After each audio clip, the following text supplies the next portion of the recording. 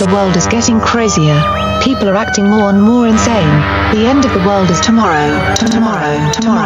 There's only one thing to do when the world is falling apart. Listen to Basil and Gonz as they discuss this week's news and events through the lens of Bible prophecy. You are listening to Canary Cry News Talk. You're listening to Canary Cry News Talk. Today is May 29th, 2020, and this week, episode 201, Fire, PSYOP, and Monkey Thief. My name's Basil. And this is Gonz. Welcome to guaranteed demonetized live stream of Canary Cry News Talk. We're live on YouTube, Twitch, DLive, Facebook, Periscope, Twitter. And we're ready to go here. I like that. Guaranteed demonetized. That's Guaranteed. very fun. It's a badge of honor. I guess, but yeah. All right. Yeah. Hope everyone's doing well out there. We made it, Crazy Gonz. day. We made it to our second show of the week. That's okay. I'm very happy about that. You know, we get to keep our spree going, and happy 201st episode. Yeah, event episode 201, as Black Swan says. That's right. This is just a big simulation, everybody. Just to let everybody know, we'll be running some simulations. We'll be creating some models. And, just really planning out how to take over the world. Yes. In this episode. And you guys get to be a part of it. I'm so happy everybody's here. I'm looking at the chat. A new user called I am a fan of Canary Cry Radio over on Twitch. All right off the top. Yeah, I like that. Very good. We'll be giving some more shout outs to our new cool Twitch users. And Gonz, we are very close to making partner over on Twitch. So I want to give a big old thank you to our Twitch viewers and, the YouTube viewers, DLive guys, all you guys, you're all great. But I really like seeing the new usernames coming in on the Twitch. Anything new and exciting in your personal life that you'd like to broadcast to the world? Nothing really from the personal life, but I did get a message from Eric, and I was going to share this last time, and I totally forgot, so I apologize, Eric. He put together a website. It's on the screen for those watching, satanworldorder.com/coronavirus. It's got hyperlinks to a lot of information regarding the Rona, videos and all kinds of stuff. So I want to, drop the link in the chat there. And if anybody wants to check it out, go to satanworldorder.com/coronavirus. It's kind of your one-stop shop for all of the stuff we've been talking about and others have covered regarding the Rona. And the Rona, you got to get the Rona.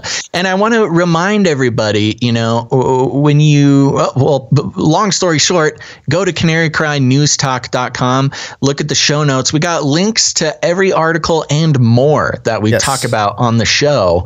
And, a lot of people ask us for resources and articles and things, how to communicate these things to the people they know and love well. And really, we focus on looking at articles for the most part. Especially regarding Corona, especially this week, we've got a lot of articles that you can share with your normie friends that will start to lead them down the right path without getting too tinfoil hat on them. Because you really don't need to get too tinfoil hatty on people for them to start waking up and realizing that they're getting lied to. It's there. We have the resources. So go to canarycrynewstalk.com, and every episode has show notes and links to all the articles. So there you go. All right. So before we get really going here, I do have the shortest update that we might ever have on the show. No. Welcome to Chinese News! Trump tweets, China.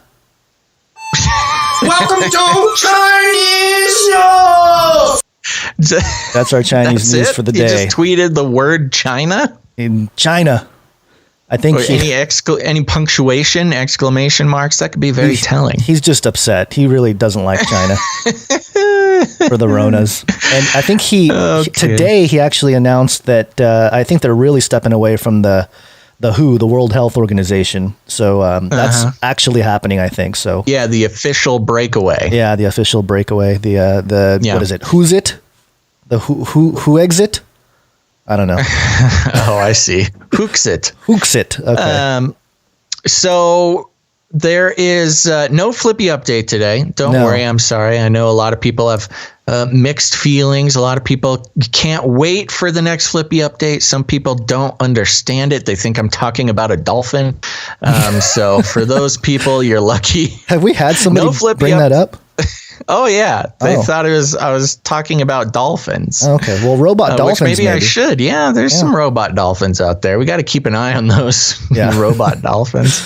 But we have a different update. Yes, Razzle dazzle.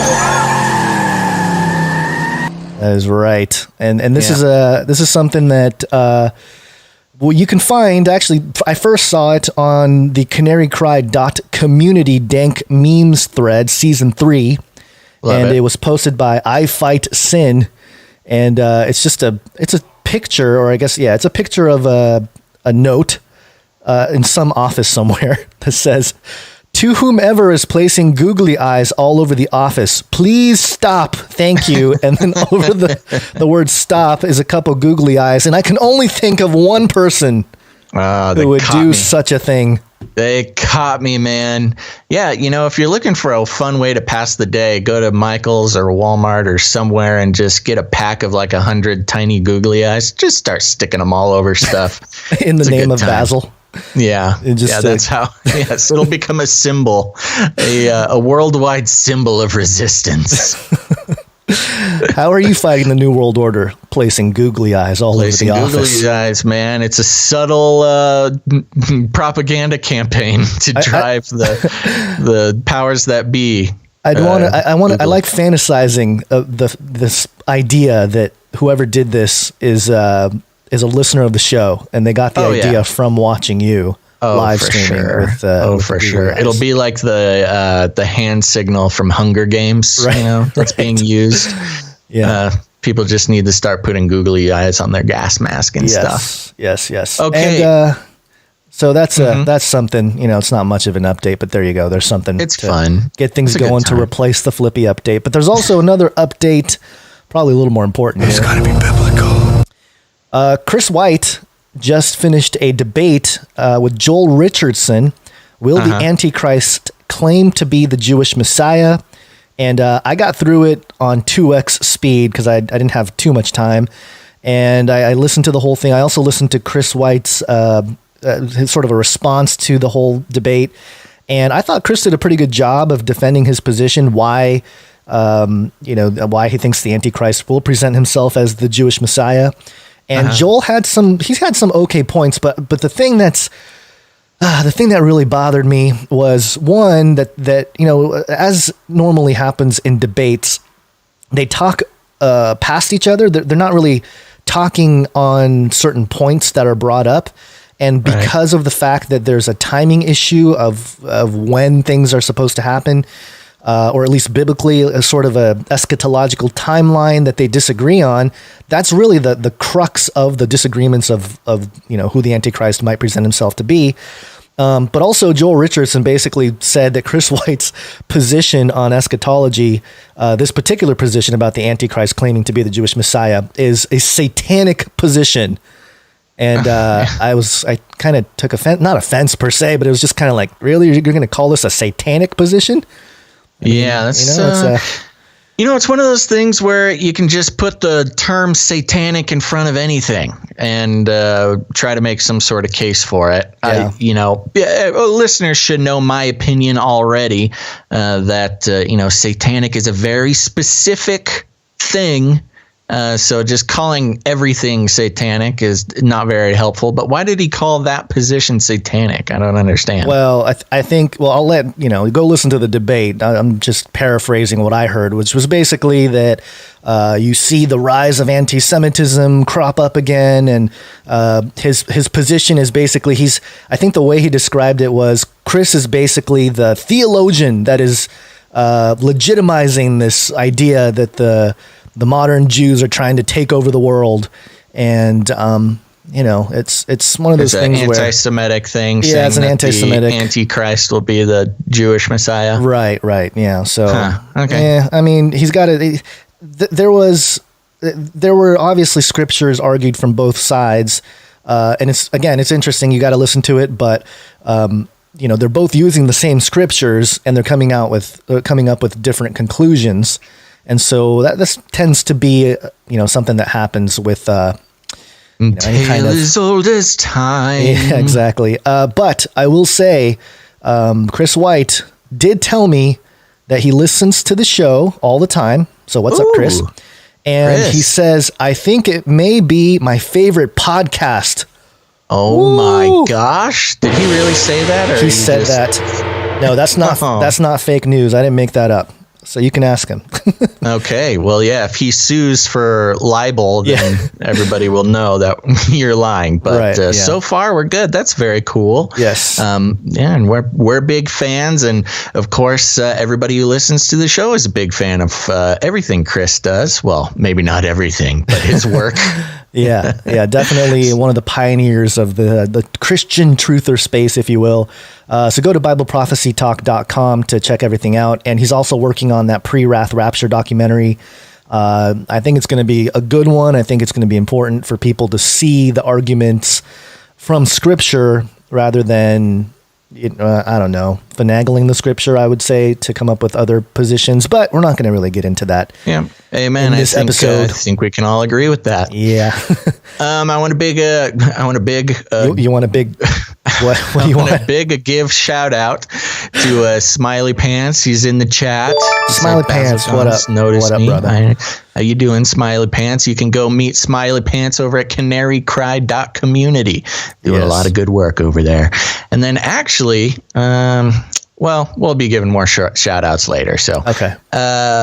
Should we just jump right into some real news, Gons? Is there anything happening right now? Is there anything happening? I mean, it is almost a new month, and we almost made it through the month of May without a brand new, end of the world causing shenanigans. But of course, over the past few days, the riots have been starting. But yeah, let's get into it. Why don't you start out with some NWO stuff? Oh, it's a new world order. It's here. Burn it all.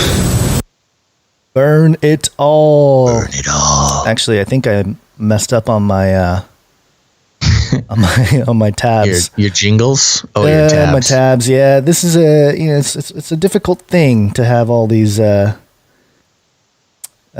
different tabs going on the browser to show all the people's what's going on here. Well, while you figure that out, I noticed I had been posting about the show to tell people when we go live on Facebook, and I had been putting the Twitch link in the post. And these Facebook posts were, considering how many people follow, the Canary Cry page, we got over 10,000 people there, stuff like that. I think Facebook was suppressing my posts because I was putting a Twitch link in there. Oh, maybe. Twitch and Facebook being notorious rivals. I'm only seeing... But I didn't put the link in there, and there's a lot more people tuning in from all over Facebook than there was.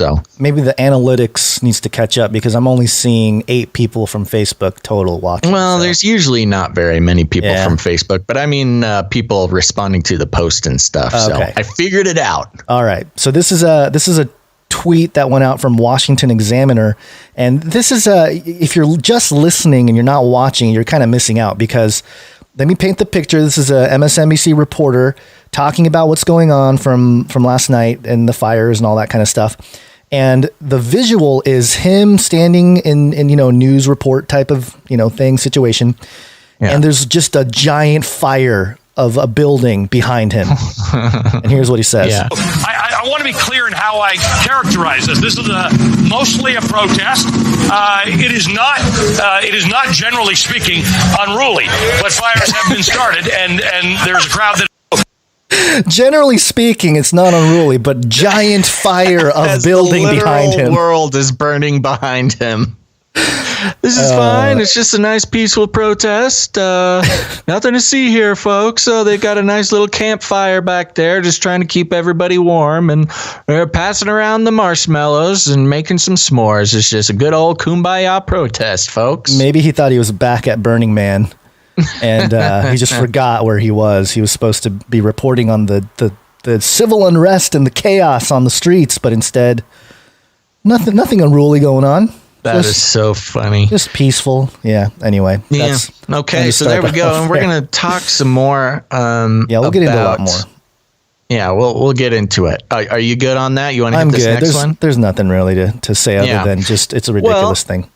There apparently is something to say, and President Trump said it. Yep. And I think most people have heard this, but I'll read this straight from yahoo.com. Twitter flags Donald Trump looting shooting tweet as glorifying violence -update. All right. So if you live under a rock, here's a little brief description for you, and then we'll get into it. The White House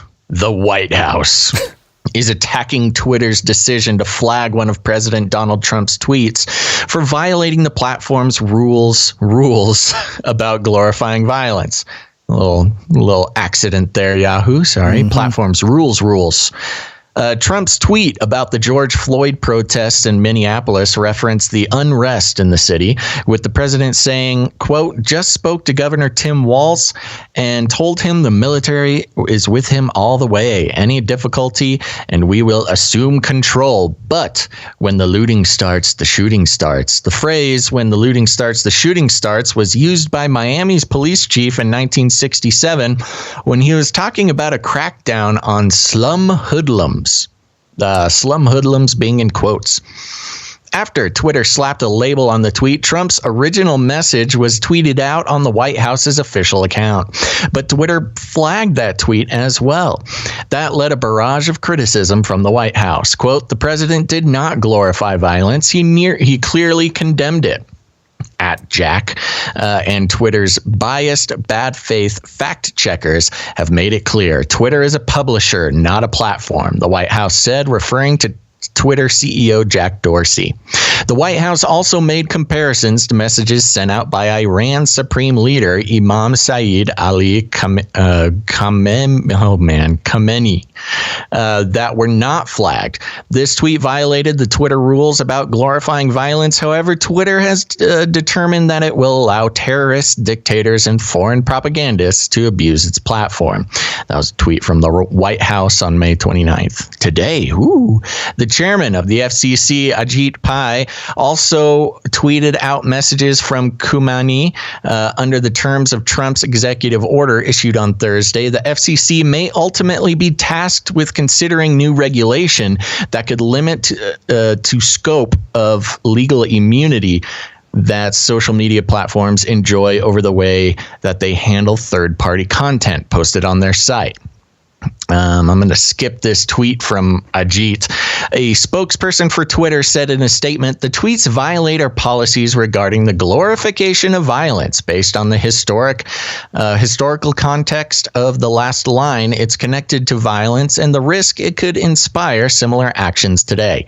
We've taken action in the interest of preventing others from being inspired to commit violent acts, but have kept the tweet on Twitter because it is important that the public still be able to see the tweet given its relevance to ongoing matters of public importance. With this notice, engagements with the tweet will be limited. People will be able to retweet with comment, but will not be able to like, reply, or retweet it. This was the first time the notice was used on one of Trump's tweets. The platform outlined its policies for world leaders in a blog post from last year, in which it said that, quote, if a tweet from a world leader does violate the Twitter rules, but there is a clear public interest value to keeping the tweet on the service, we may place it behind a notice that provides context about the violation and allows people to click through should they wish to see the content. Twitter has also said distinguishes between the types of reference to violent acts made by world leaders. In October, the company said, quote, presently foreign policy saber rattling on economic or military issues are generally not in violation of the Twitter rules. And here's an update at 5:33 a.m. 5:33 update. Yeah. Trump has responded in multiple tweets claiming Twitter is doing nothing about all of the lies and propaganda being puffed Democratic Party. They have targeted Republicans, conservatives, and the President of the United States. Section 230 should be revoked by Congress. Until then, it will be regulated. Twitter is doing, then they reprint the tweet. Very useful. Thank you, Yahoo. In a separate tweet, he tags Fox News and Fox anchor Maria Bartiromo with the quote, the president has been targeted by Twitter. The official White House Twitter account has also quoted Trump's original flagged message, seemingly in a bid to boost its visibility. You obviously saw this happen as it happened, right, Gons? Yeah. Well, I saw the tweet, and then I saw the tweet kind of disappear and get behind one of these violation things. And if you're watching on the screen, it's there. It says this tweet violates the Twitter rules about glorifying violence and blah blah blah. And I was a little, I don't know, not taken back, but it was kind of when I first read when the looting starts, the shooting starts. I mean, I had no idea that it was. I don't know that Trump actually referenced the Miami guy, the old story here. There's a Federalist Society link that I found that obviously talked about the same thing. Chief Walter Headley saying that the chief tried, quote, to control Liberty City by flooding the black ghetto with white officers equipped with shotguns and dogs. The year before, Headley had been quoted as saying, when the looting starts, the shooting starts, a phrase that would come to exemplify his no-nonsense philosophy as described by six-term Miami Mayor Maurice Ferry. These events and statements demonstrate that even idealistic use of force policies are no match for poor police culture, attitudes, and practices. And I couldn't really find, I can't tell if this is like just a guy that was really hard-nosed and wanted to crack down on a really, a crime-filled part of town, or if it's like a legit, hey, the guy was a open white supremacist, whatever it is. And either way, not a good look for Trump. I don't know if he's got people telling him to say things that are, or maybe he just heard the phrase because he's from the Florida area and this thing, originated in Miami. It just sounds like something he heard somebody say. That's kind of what I'm thinking, that he was just kind of, hey, I've heard this thing. And I'm sure he meant it as like, hey, once the looting starts, then the shooting, not shooting the people, not shooting the protesters, but that these people that are doing the protests are going to start firing. And there was actually, I think there was a newscaster, I can't remember what. There's been so much happening so fast that we couldn't document everything for this episode, but there was a guy who basically was caught playing audio of gunshots during like the fires and during a lot of the riots. Oh, interesting. Yeah. I did not hear about that. Oh yeah, it was bad. It was real bad. And there's a couple of people shaming him and stuff, right in person there. So, I mean, there's a lot of weirdness going on, but one thing I want to point out here, this Yahoo article is in the entertainment tab, Yahoo Entertainment. So it just goes to show, which is another kind of a slam towards the president. There was during the election, the 2016 election, I forget who it was. It was one of the big media outlets. They would do all their reporting on Trump in the entertainment section, right? Not the politics section, right? Just sort of as a slam and a reference to his, shenanigans time on television there. Yeah. I do gotta say, Gons, just as a fun note about the show, I think you hooked up the chat from YouTube to feed into driving people crazy. Is it really? Should I turn it off? People hated it. Yes. Okay. We almost had a riot in the chat section. All right, hold on. Let me. The Twitchers. No, I already banned it. You banned it from I banned Twitch. Restream bot. Yeah, but I can unban it if you want to just turn that off. Okay, you did it. Great. No, I was going to see if that, if that actually was good or bad. So obviously, not good. Apparently the Twitch people, they like their chat stream pure without the YouTube, without the YouTube comments coming in. We're starting our own race war over here. We got to be careful. Tech platform war. Yeah. Well, I got to push back a little bit on you there, Gons. I don't think he really thought at all about what he was saying. I don't think he was even I don't think he thought he was referring to anybody. I think it was just a thing that he heard somebody say while he was down in Florida and then just said it. You know, a lot of people, especially people on the left, like to give Trump, you know, they call credit. Him stupid. He's the dumbest person alive from their opinion, but also an evil genius who is able to send coded messages to trigger his racist Gestapo. But I guess that's you're that's probably like right. But at the same time, it's got to be the most unfortunate thing that he said that, and it just happens to be this like hard-nosed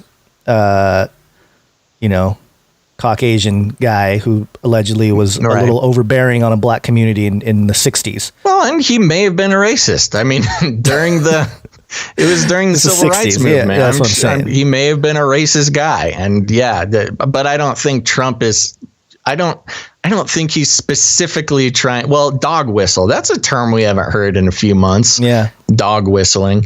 But anyways, enough about the tweet. There's enough to get into here. But what that did trigger was Trump's executive order about changing the rules on social media platforms. You know, actually, he actually signed that executive order before all this stuff happened with the banning and the whole deal.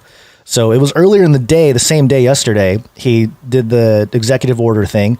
And I think it was right after that he started tweeting about it. And I mean, right away, it didn't work, I guess. The threat didn't happen or didn't really register. The whole Section 230 I think this happened all on Monday. I think his tweet went out on Monday, didn't it not? I thought this tweet... this tweet was yesterday. Sorry, I have the wrong tweet picked up. Yeah. Oh, gosh. The original tweet thread was basically Trump saying, "I can't stand back and watch this happen to a great American city, Minneapolis. Total lack of leadership. Either the very weak radical left mayor, Jacob Frey, get his act together and bring the city under control, or I'll send in the National Guard and get the job done right." And then it was the next tweet. If you're looking at the screen, you can see it's unavailable on that thread because Twitter took it down. And then it was, they fact checked him on Monday. That was, I think it was a different tweet. Checked him on. Well, that's what I mean. It was a different tweet. That's what sparked. He didn't like being fact checked, right? Which started the executive order. Now, just a quick review of that because it may apply later. As of now, social media sites, Silicon Valley as a whole, but social media companies in general are not held liable for what their posters, what their users post until they start editorializing. And there's been a big conversation about what is editorializing.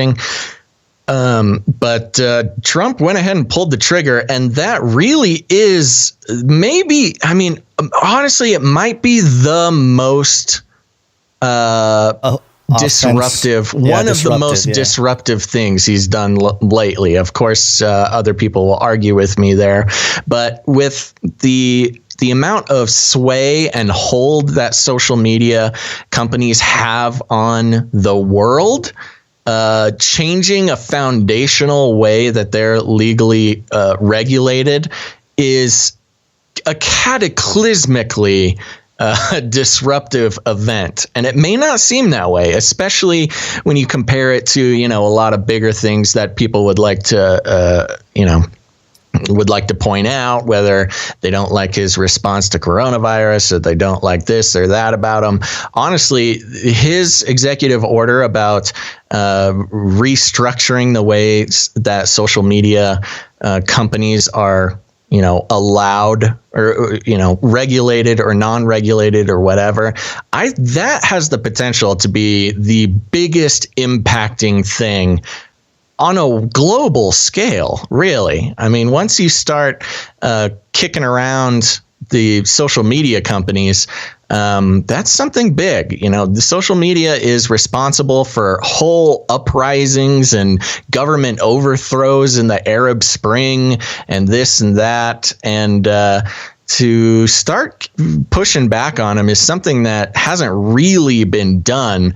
The classification of social media sites, happened back in the late Clinton era, and this is the first time that they're really getting a big pushback. And this, I don't know, if this comes about now, the final executive order has not been published that I've seen as of before we started this show.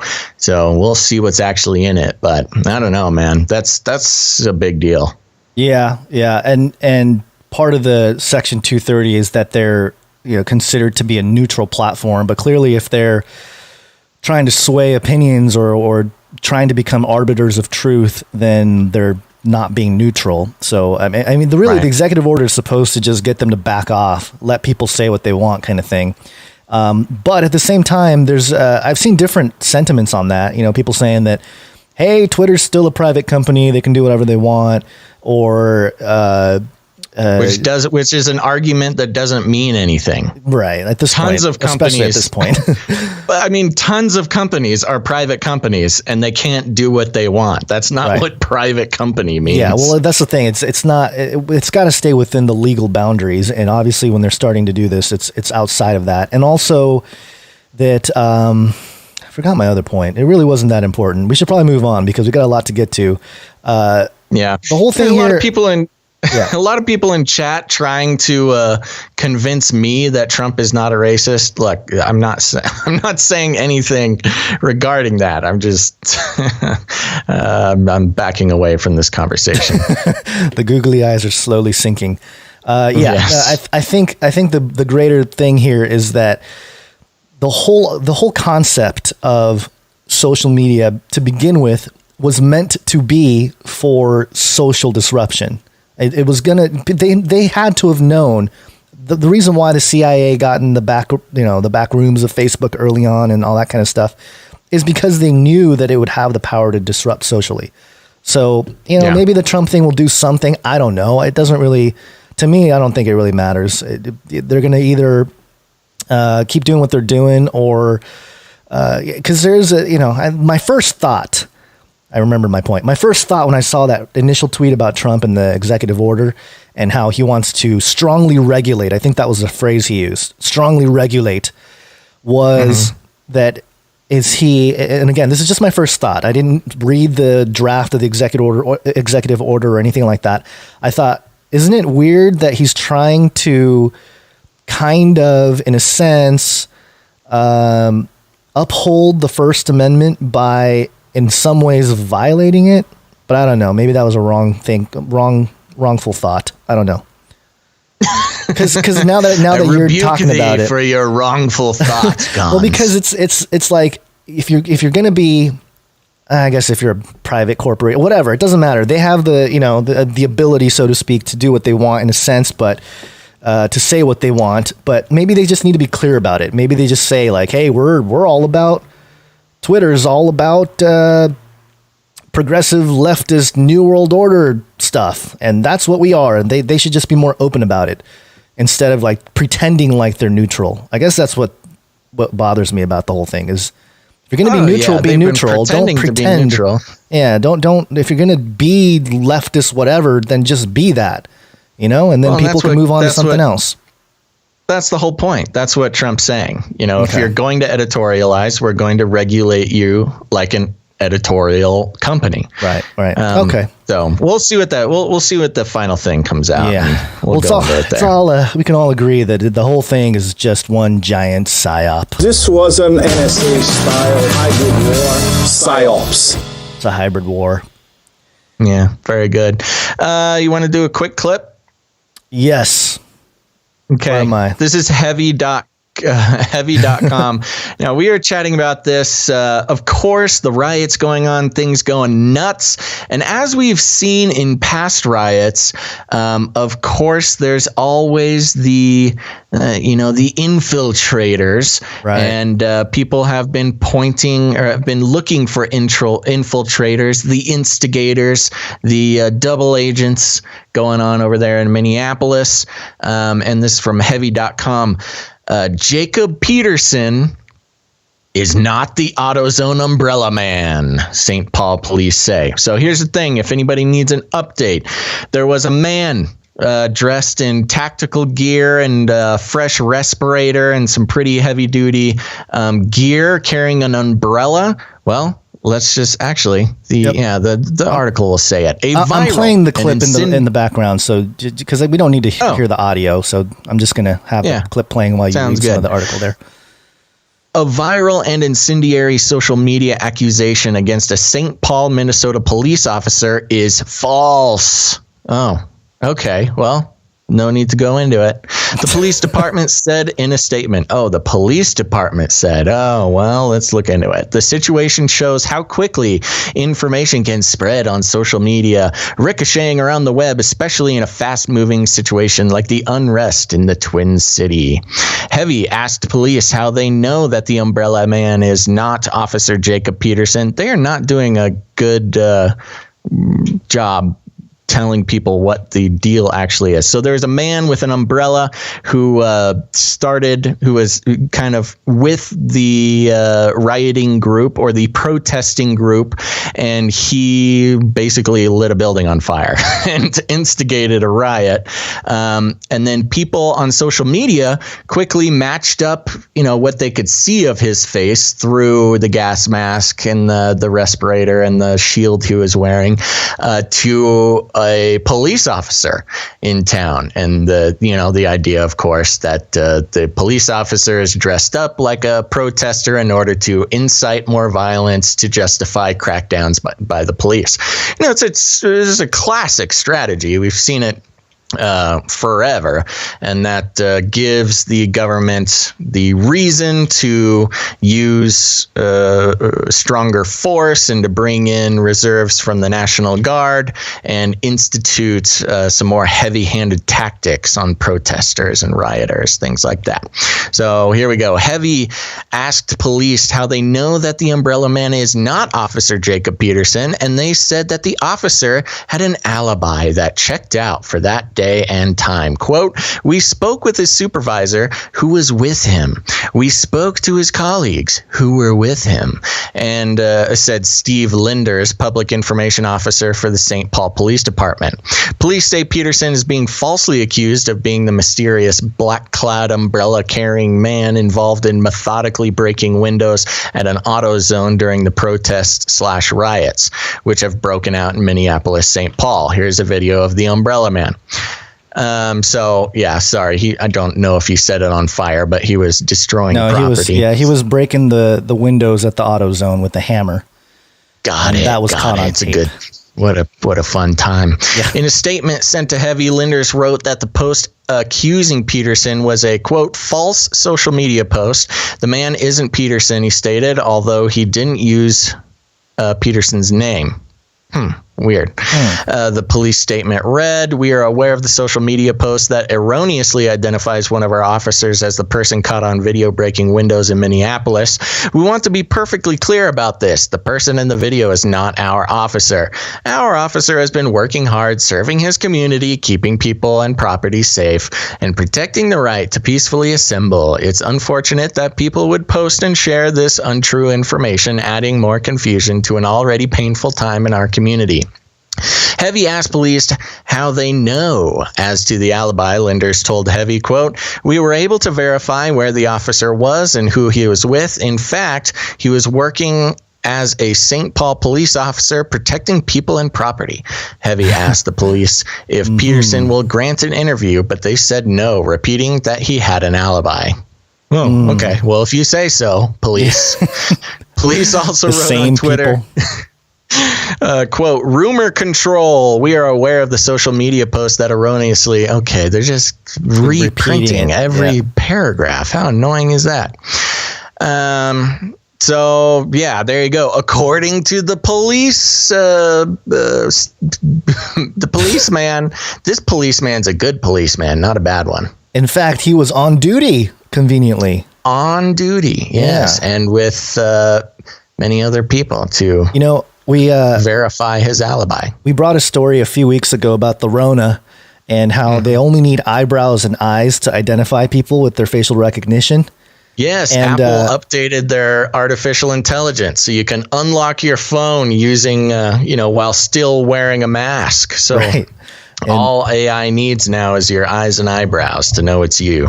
And with the AI and all the machinery doing it, it's kind of a mimic of the human eye. I mean, we can look at something and think, hey, they look kind of the same. And if you look at the side-by-side comparison here, which I don't think Heavy published. Did they publish the side-by-side photo in the article? I don't think they did. Oh, I saw it on the social media post. I mean, it looks like the guy. It totally looks like the guy. He's got very unique eye features. Yeah, kind of sunken a little bit, thin eyebrows. Unfortunately, not very flattering. Very sunken and dark and sort of brooding. Yeah, but certainly...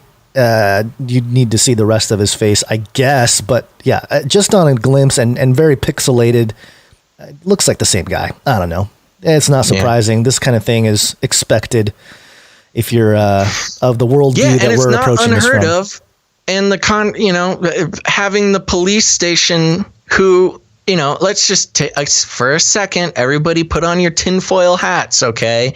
If the government wanted a reason to justify heavy-handed force on protesters and rioters and whatever, they did it in China, they did it in Venezuela, they've of course done it in America. It's a common tactic. What you do is you put some police officers in plain clothes to up the ante. Get people to do stuff that justifies bringing in, serious force. Now, I'll push back against myself here. If protesters and rioters are already setting buildings on fire, why would you need to send in an undercover cop to smash some windows? Well, I don't know. Something to think about. There's another clip. Sorry, you can finish your thought. No. But there was another clip that we won't play. I don't want to dig it up right now. But it was some guy that was in Minnesota in St. Paul, and some people said this guy was just on drugs. Other people said that he was being legit. Maybe he was both on drugs or in shock or something. And he was talking about how his motorcycle was stolen the night before, and how these guys, these really well put together guys, really fit. Really sharp looking dudes came and they were talking to him. They're trying to get him to set the stores on fire. And they were doing wheelies on their motorcycles and just really guys that knew what they were doing with some of the, just motorcycles and stuff, but very aggressive, very in shape. And the guy was, the guy that was on camera was saying, gotta be cops if they're in shape. Well, not just cops, but provocateurs, hired provocateurs from wherever, trying to instigate a crowd of people that are already emotionally charged to actually start the violence. And if they don't do it, then, if they can't get anybody to do it, then they'll just do it themselves. So it doesn't really matter if nobody really, picks up the baton and starts smashing the windows, because they can just, dress up as Umbrella Man and do it themselves, I guess, if it's not going down to the level they want it to. But those agent provocateurs, Gons. Yeah. And we've got the Merriam-Webster agent provocateur definition here.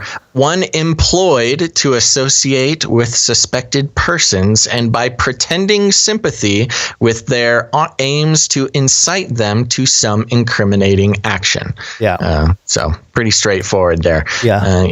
You got a double agent. And we've brought stories about the FBI doing this to people that have mental problems or have schizophrenia, and try to get them to commit, or at least agree to commit to some kind of domestic terrorist act, and arrest them for it. And, then they have footage of them saying, oh yeah, I'd love to blow up the banks because, they're the ones that are evil or whatever it is, whatever they were convinced to do. Right. And so, yeah, this is like a tactic that is so just, I don't know, it's the same tactic over and over again. And I wouldn't be the least bit surprised if that police officer was part of this whole thing. The police station already said it wasn't him. Why are you asking questions? Because it seems like all the police in this whole Minnesota situation is, I don't know, part of the whole show, because they didn't show up to some of the fires. They like evacuated a whole area. And I don't know. Yeah, it's a whole thing. 3 precincts now set on fire. Yeah, they're just like, let it burn. Let it burn. I know. Burning it all down, man. It's the American way. Burn it all. Burn it all. All right, what do you got? Okay, so this one, let's see. Man, I got my tabs all messed up today because there's so many different stories. I think I'm going to click this one, and yes, I got it. Okay. This was on MSN.com, but it was reporting on the CNN story. I woke up to this and I was kind of angry, actually, at how ridiculous this is. CNN correspondent Omar Jimenez has been arrested while covering Minneapolis protests live on air. Yeah. Live. How convenient. And, okay, let me just read the story. The CNN crew was arrested by police Friday morning while giving a live television report in Minneapolis, where the crew was covering ongoing protests over the death of George Floyd. And we haven't actually covered too much of most people probably know by now what the situation is. Happened so long ago at this point. It seems like so long ago. I guess it was Monday. Yeah. But just all the weird things about Floyd and the officer that allegedly killed him being coworkers, and there's all kinds of weird stuff going on. But the crew included correspondent Omar Jimenez, were handcuffed and detained as Jimenez gave a live report on Minnesota Street shortly after 5 a.m. Police told the crew they were being detained because they were told to move and didn't. One member of the CNN crew relayed to the network, quote, "A CNN reporter and his production team were arrested this morning in Minneapolis." They just repeated over and over and over again. I know. I hate this thing where they report on tweets. They'll tell you what the tweet said. You know what it is. Post the tweet and then tell you what the tweet told you that the tweet said. It's annoying. It's neurolinguistic programming, man. It's the same thing as when they show the towers getting hit with the plane over and over and over. Yeah. They just need to repeat it so that, it's the whole listen. You got to hear it 8 times or whatever to believe it. A clear violation of the First Amendment rights. The authorities in Minnesota, including the governor, must release the 3 CNN employees immediately, CNN said in a statement. I like how CNN and Twitter are becoming these totalitarian platforms here. Officers approached the crew as they moved in to arrest a protester behind them. Jimenez could be seen holding his CNN badge while reporting, identifying himself as a reporter and telling the officers the crew would move wherever officer needed them to. An officer gripped his arm and Jimenez talked. As Jimenez talked, then put him in handcuffs. "We can move back to where you like. We are live on air here. Put us back where you want us. We are getting out of your way. Wherever you want us, we'll get out of your way," Jimenez said before he was led away. "We were just getting out of your way when you were advancing through the intersection," Jimenez said. CNN's Josh Campbell, who also was in the area but not standing with the on-air crew, said he too was approached by police but was allowed to remain. "I identified myself. They said, okay, you're permitted to be in the area," recounted Campbell, who is white. "I was treated much differently than Jimenez was." Jimenez and the crew had been reporting from the site near City Police Department precinct that protesters had burned and officers had abandoned overnight. About a block away, a fire was burning at a different 4-story building that had contained restaurants. Over 100 state police officers in body armor and riot gear had arrived and lined up near the area where the CNN crew was, near the precinct building on East Lake Street. After the photographer was arrested, his camera was set on the ground. The photographer, I mean the cameraman? His camera was set on the ground and continued to transmit live images. And, I tweeted this out right away. I said, "I'm sorry for my skepticism. Not really, but I say that just to be gentle on Twitter. But this looked to me like the most staged event I might have ever seen on the news. This will divide the country even more, and it's all to garner a vote. Pretty disgusting all around, in my honest opinion. The reporter was later released. And the MSN article doesn't mention how he was released, like, what, a couple hours or something later? And yeah. I mean, you watch the video, it just looks like... It doesn't read real at all. No. I mean, he's being held by the arm and then just kind of continues to report. And then another cop comes up, kind of grabs his other arm and says something. And then he asks the cop what he said. The cop says, "You're under arrest." And he leans in and he leans the microphone in to the cop. Yeah. And, let me see if I can get to the part here. And then the cop, again, he's kind of leaning and he's kind of shy. You know, he was acting like a guy who was told to arrest a reporter live on air. And, you know, that's just what it reads. I don't know. Everybody can watch it themselves and see what they think. But the way that he says you're under arrest and then the reporter asks, he's like, "What?" And then leans the microphone towards him, and the cop leans into the microphone and says, "You're under arrest." And then it goes from there. It's the most whack thing I've ever seen. Yeah. It's almost like I can picture. And by the way, the backdrop of this whole thing is like the most apocalyptic thing you got the big, you know, I don't know what burned out building. Burned out building. The frames, yeah. But you got all the police officers in their riot gear, all like huddled up behind them, but then also the ones that are around the crew, and I mean the whole thing. I'm just picturing Soros or something even higher up in the background in some room, you know, saying like, "Okay, arrest, make the move." And the other thing I pointed out, by the way, 21.7 million views of this clip. Just ridiculous. That's a lot of people watching it. And that's a lot of outrage, manufactured outrage. The one thing that I noticed was the cameraman. Obviously, there's a lot of like graffiti about Floyd and all this kind of stuff in the background.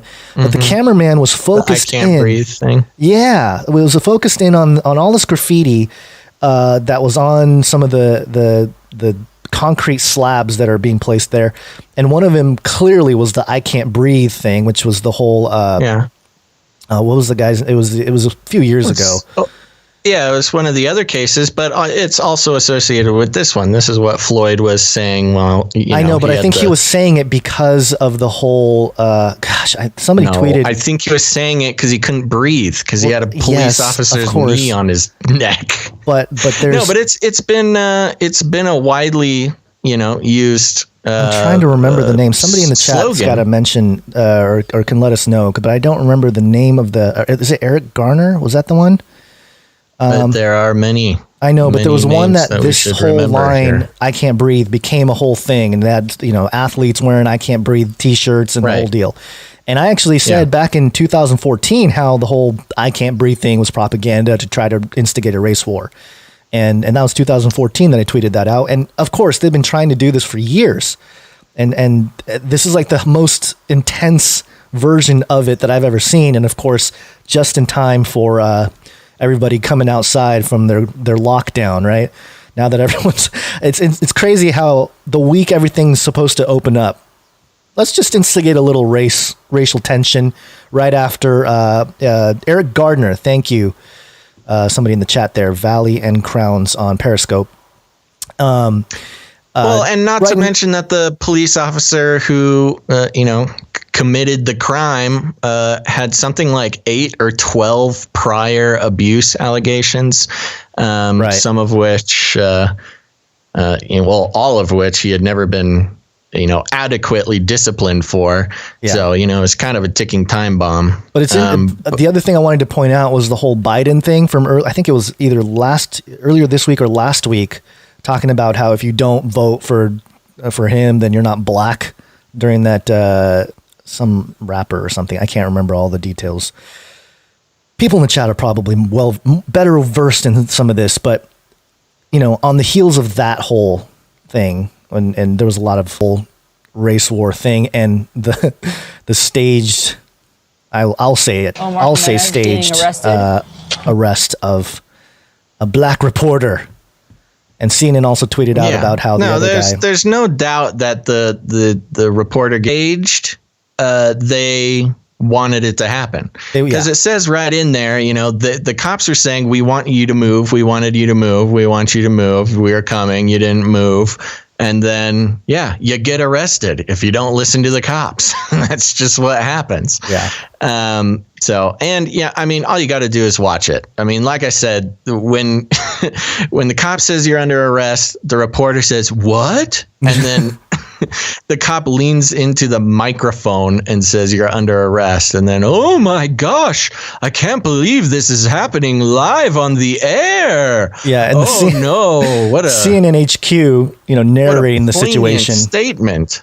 Yeah, they're narrating the whole thing, and I don't know if it was Anderson Cooper or whoever it was there, chiming in, and the cameraman doesn't know that the camera's, or not the cameraman, the police don't know that the camera's still rolling, and just the whole dramatic, placing the camera on the ground, and the let's whole move thing on. We got it. We know it. It bothers me though. It just really frustrates me because it's just such bothersome.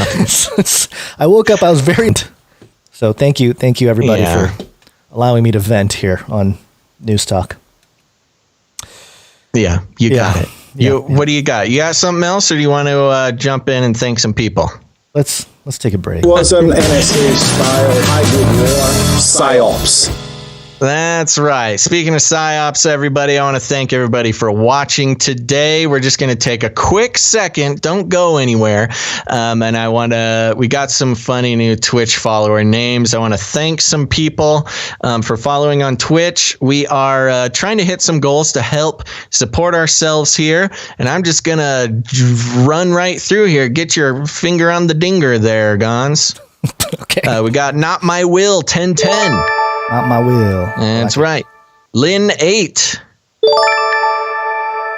Maureen Believes. Nice. Desert Trance. Ooh. Obadon 45.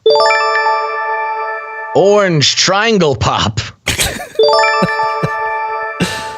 We got Intel Spider. Like it. We finally got one of our 4 horsemen of the Technocalypse here. Mark the Zucchini Zuckerberg now follows us. The 4 horsemen of the Technocalypse. Anytime you see the 4 horsemen, it's something special.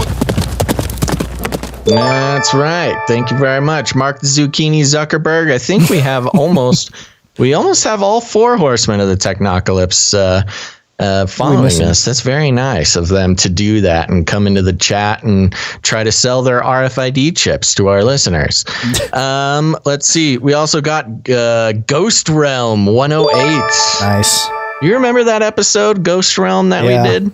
Where the scientist was talking about the Ghost Realm? Okay. Yeah, a while ago. We got Cross and Crown. Like it. Reckless Roger. Ooh. The Gentleman Hair.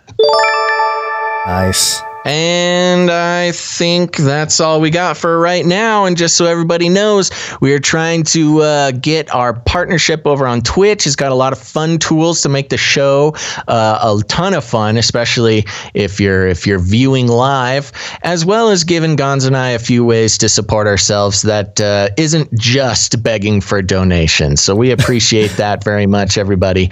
We are a value for value model, which means we put out the show, and if you get any value out of the show, you get to put some value back in, if that's how you want to roll. But we'll be thanking some new supporters later on in the show. I think we got a super chat and it scrolled by and I forgot the name there.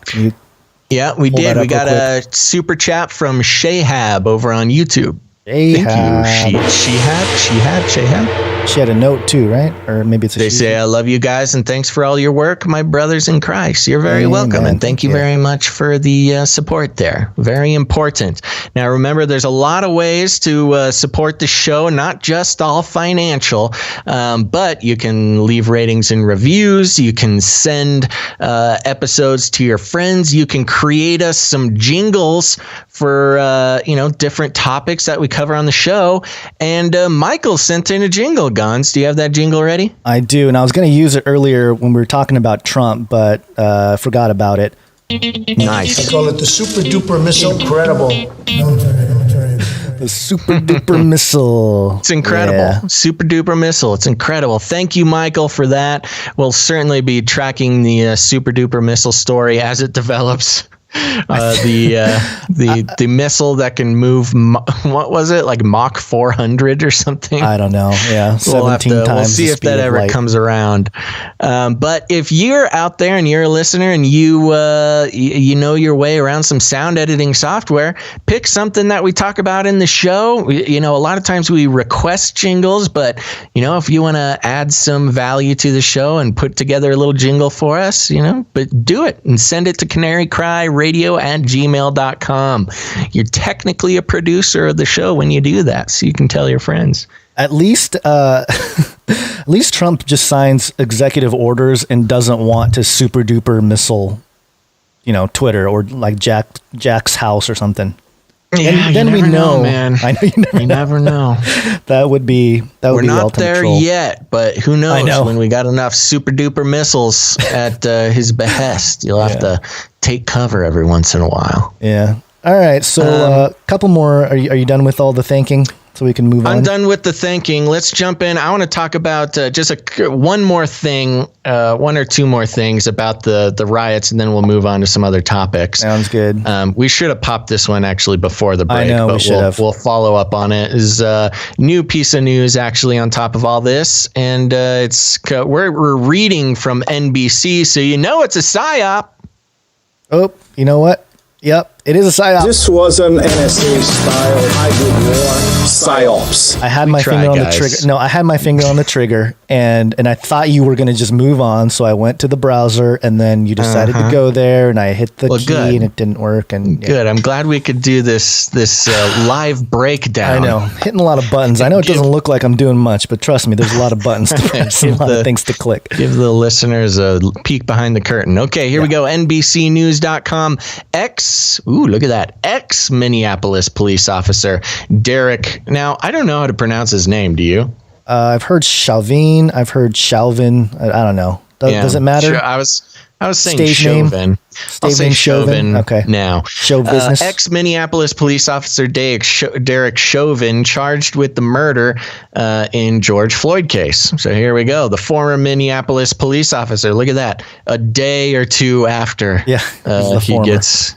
he's now called the former.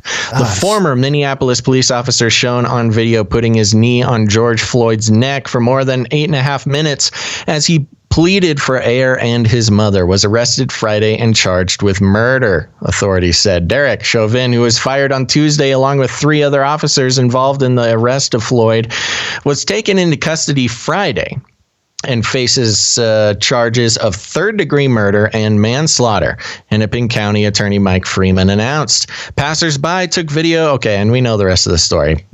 Basically, the news is he got arrested. And, this is an interesting thing to happen because that does not happen very often in these situations. And especially when protests and riots are involved, very rarely. It's kind of the we don't negotiate with terrorists attitude when governments respond to protests and things. If you haven't noticed, most of the time, protests and riots don't actually get many things done. No. But it seems after 3 days of protests and rioting, they threw in the towel and they arrested the guy. They figured that he wasn't worth, burning down the entire city for.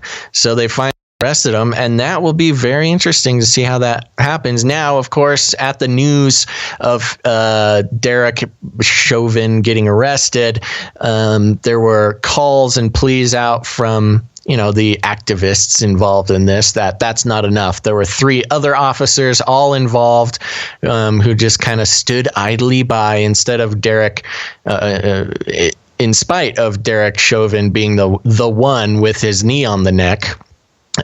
they want to get all those guys. So that's interesting. I've not seen anything. I'm kind of skimming this article so we don't have to reiterate, oh my gosh, it's a long article. Yeah, they just crammed in like 30 articles into this one article. So, yeah. Are you on the NBC? The guy's arrested. Are you on the NBC News article? Because the one I was looking at was, I guess it is longer. Okay. Yeah, I mean, I think you pretty much summarized everything there. There was some footage. Guy's arrested. The actual footage of the basically the murder, if you want to call it that. There was some interesting stuff. People were pointing out how, first off, people looked up Derek Chauvin, found his address. He had multiple addresses that were connected with the number 33. And also 17, and those are patterns that we often see with the symbolism going on when anytime there's a situation like this. And also the other officer that's standing there next to him, kind of blocking the way, was an email address that was associated with this guy Derek Chauvin's. So there's just some weird stuff going on all around. And in the video itself, the people were pointing out how the medics that came and took the body of George Floyd didn't look right. And because they were saying they didn't cause or they didn't follow any of the standard procedures of what they normally do in terms of, taking the pulse or trying to revive the guy right on the spot. It was more like, oh, touch his head. Okay, yeah, roll him onto the stretcher here. Let's throw him into the back of the van. And there was a lot of EMTs commenting like, yeah, that's not normally what we do there. So again, a lot of questions to be asked with the whole situation. And did see some couple super chats come in. Yeah. We got a super chat from Coach Izzy. Yes, thanks. Coach Izzy. They say, sup, Gons and Basil, love you guys, peace. And one from Angel Martin over on YouTube. Chauvin, as in chauvinism, which means supremacism. What are the odds? Clearly a fake name. Yeah, quite possibly. Fake name, or at the very least chosen to be the representatives of the instigation of race war. And this was one little thing that I forgot to do in the last section, that segment or whatever, that I wanted to play for everybody. This is Van Jones on CNN. Apparently, Basil, if you are a descendant of the Europes or the Nordics, you have a virus. There's another reality here that you're starting to see. So even the most liberal, well-intentioned white person has a virus in his or her brain that can be activated at an instant. And so what you're seeing now is a curtain falling away. Look in the mirror at how you choke off Black opportunity, how you choke off Black dignity, how you behave. People are now fed up. People are telling me they're tired of hashtags. It's not the racist white person who's in the Ku Klux Klan that we have to worry about. And James Baldwin said it best. White people in these situations are always innocent. Oh my God, I can't believe this. Teach me, educate me, help me understand. How did this happen? Talk to me, tell me something, tell me what to do. White people are always innocent, and their innocence constitutes their crime. It is too late to be innocent. You're not innocent. I knew it. I knew I wasn't innocent. You're a criminal because of the color of your skin. Man. Yeah, what exactly was he saying there? Or just that I have a virus. You have a virus because that makes me racist? Yes. Just the mere fact that you are not. That's not, I don't know, man. I've been wearing my mask. I wash my hands. I stay socially distant and still got the virus. I'm not very happy about that. This is interesting how he would use the word virus amidst all of this to just, fear on top of fear. It's kind of like a multiple layered thing now with, be afraid of the Rona, but also the racist Rona. Yeah. Well, that doesn't surprise me very much. No. Let's speaking of the Rona, Gons, let's jump into the virus. Let's jump into some monkey business. I want to tell you about the monkeys.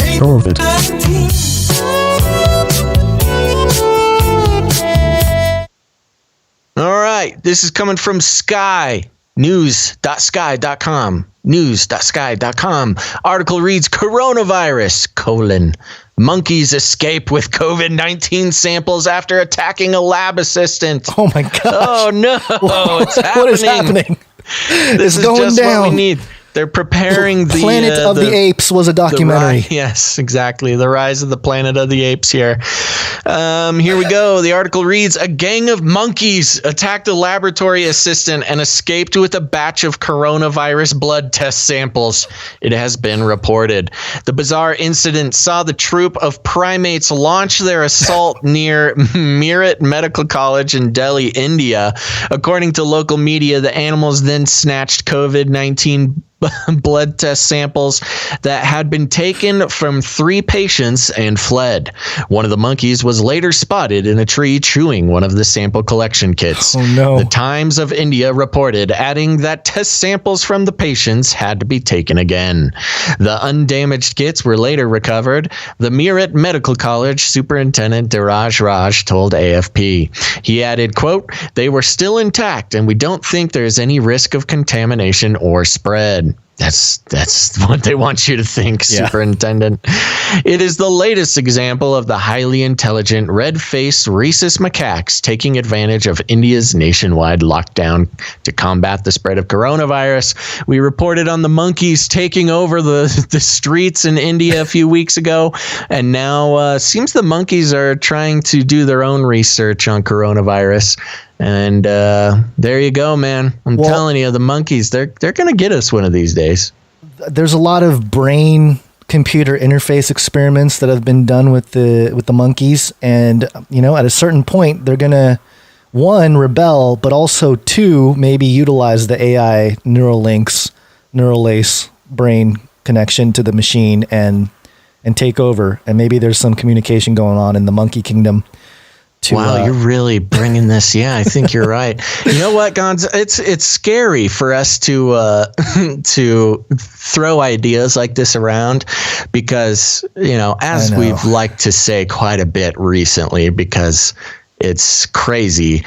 Some of the craziest theories that you and I have had over the 8 years that we've been podcasting are coming true. So I want to be very careful. About predicting the monkeys taking over, because I wouldn't be surprised. It would not surprise me. Yeah, well, I was going to say it wouldn't be surprising because, you know, it jives. There's a big theme of eugenics here going on. Speaking of the race war and everything, eugenics is sort of the underlying issue here, and we'll get to another story that's concerning that a little bit later. But it's based on this faulty idea of the theory of evolution and how we evolved from apes. And so I wouldn't be surprised at all if, as a proof that we can evolve into even more spectacular human 2.0 species or whatever, that they bring monkeys to the level of humans with some kind of transhuman upgrade or something and say, see, we took control of human evolution, and these monkeys have evolved to human status of intellect. And so, therefore, we must, you know, stay ahead of the curve and enhance ourselves, or else be left behind with the advanced monkeys. That's true, man. The only way to defeat the monkeys is to get the cyborg implants. Yeah. I've played that game. Yeah, the Elon cyborg connected. We're all connected. We got to get our neural lace. Already the sort of Cybertrucks. Neural nets are taking over from regular programming. So you are connected. Yeah, so you're connected to the monkeys and to the machine. I saw a clip of what's that guy's name? Shoot, how can I forget his name? Jay Leno. Oh yeah, notorious car-loving man. Yeah. He did a clip with Elon Musk and drove around a Cybertruck and drove the Cybertruck through the boring tunnel, and it was really awkward, man. I think Jay Leno was just doing it for the paycheck because usually, he's notoriously a gearhead, and he's driving this truck around and he's just like, oh, so I like all the windows. There's a lot of windows in here. Was Elon in the car with him? Yeah, Elon was in the car with him. Nice. And so he really said nothing of value about the Cybertruck, except for it's got big windows, and Elon says he plans to make everything 5% smaller in the truck. So there you go, your hard-hitting Cybertruck news. I do want to give a little update here, Gons. We are number 7 on the Twitch talk shows and podcasts list right now. Nice. So that's nice. We made it up to 5 last show, but right now we're sitting at 7. So anybody over there at YouTube or Facebook or wherever, head over to twitch.tv/Canary Cry Radio. Let's try to go up. Let's try to make it the number 1, baby. We made it to number 2 once, but we're down at 7 right now. We need to get some more viewers over there on the Twitch. Okay, let's go. You want to talk more COVID? Let's do one more. I think I got a couple more Rona stories. Got a couple more. COVID.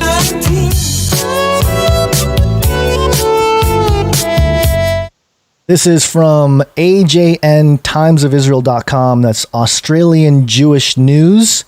Israel invents 1-minute coronavirus breath test. And it says here, an Israeli-designed 1-minute breath test to tell whether someone could soon be installed at hundreds of global entry points if it gets approval from the U.S. Food and Drug Administration. The clever contraption, which uses frequency to detect the deadly SARS-CoV-2, was designed by a team based at an Israeli university and has a success rate of more than 90% in trials to date. Current tests of the new coronavirus use throat or nose swabs and look for particles, but the team led by Professor Gabi Sarusi at Ben-Gurion University of the Negev thought outside the box in terms of detection. Quote, "We asked ourselves, since the virus is just like a nanoparticle or a quantum dot, oh my gosh, with a diameter between 100 nanometers and 140 nanometers in terms of its size and electrical properties, which definitely it can get through any kind of mask that you're wearing." That was my little extra addition there. "Can we detect it using methods from the worlds of physics, photonics, and electrical engineering? We discovered that the answer is yes. This virus resonates in the THZ frequency, and spectroscopy in these frequencies reveals it promptly. Sarusi's team has been working with Israel's defense ministry to validate the handheld device, which contains a chip with densely packed sensors to capture tiny particles from the breath, including any viruses. The chip is then read through a THZ spectroscopy, which takes about 20 seconds. Scientists look for the telltale changes in resonance in the THZ spectral range caused by the coronavirus. Within a minute, they can tell if someone is carrying the virus, even though they may be completely without symptoms. Sarusi said the idea was for these breathalyzers to be installed throughout the country at places such as ports, at ports, workplaces, and cruise ships, with each device processing breath from about 4,000 people every day. The next steps are to conclude the validation process, then get Food and Drug Administration approval, for which there is a COVID-19 fast-tracking system in place, meaning that the tests could be seen in public as soon as September. And, I guess this is better than being vaccinated. If it's a choice between a breathalyzer and the Bill Gates plan of what was it?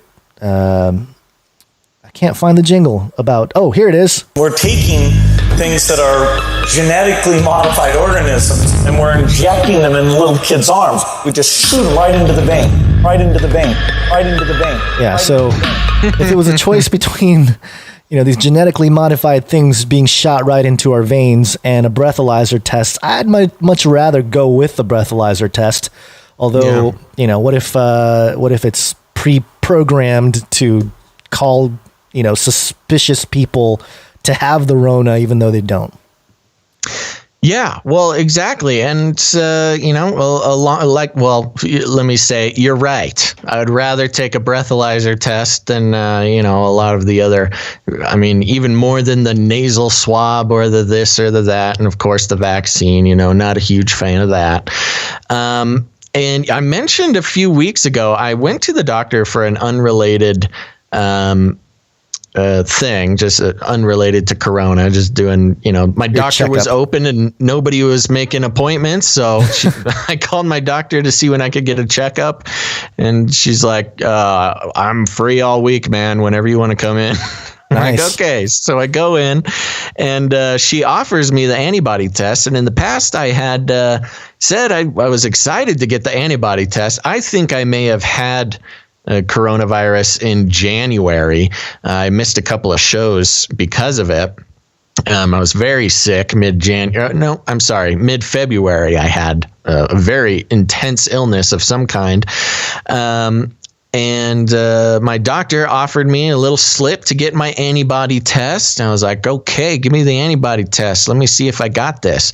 But then the articles started coming out that the antibody tests were not very effective and that, at least 50% of the antibody tests could be false positives, et cetera, et cetera. And now we have this article. And one thing we like to do on this show is kind of scope the attitudes and the leanings of different news organizations and how that kind of transforms over time. Longtime listeners, you'll know my thoughts about Yahoo sort of making a lean from the left towards the middle. Well, in particular with one story. I think they snapped back with the whole Trump thing recently, but go ahead. Well, either way, there's a lot of conservative people that have problems with Trump too, but I mean more in the way that they do their job. Right. And we've got one here from NPR.org. And this is a classic, hard, far left leaning institution. And let's see what they got to say about COVID-19 antibody tests. Hit me with that COVID jingle, baby. Oh, you want the jingle again? COVID.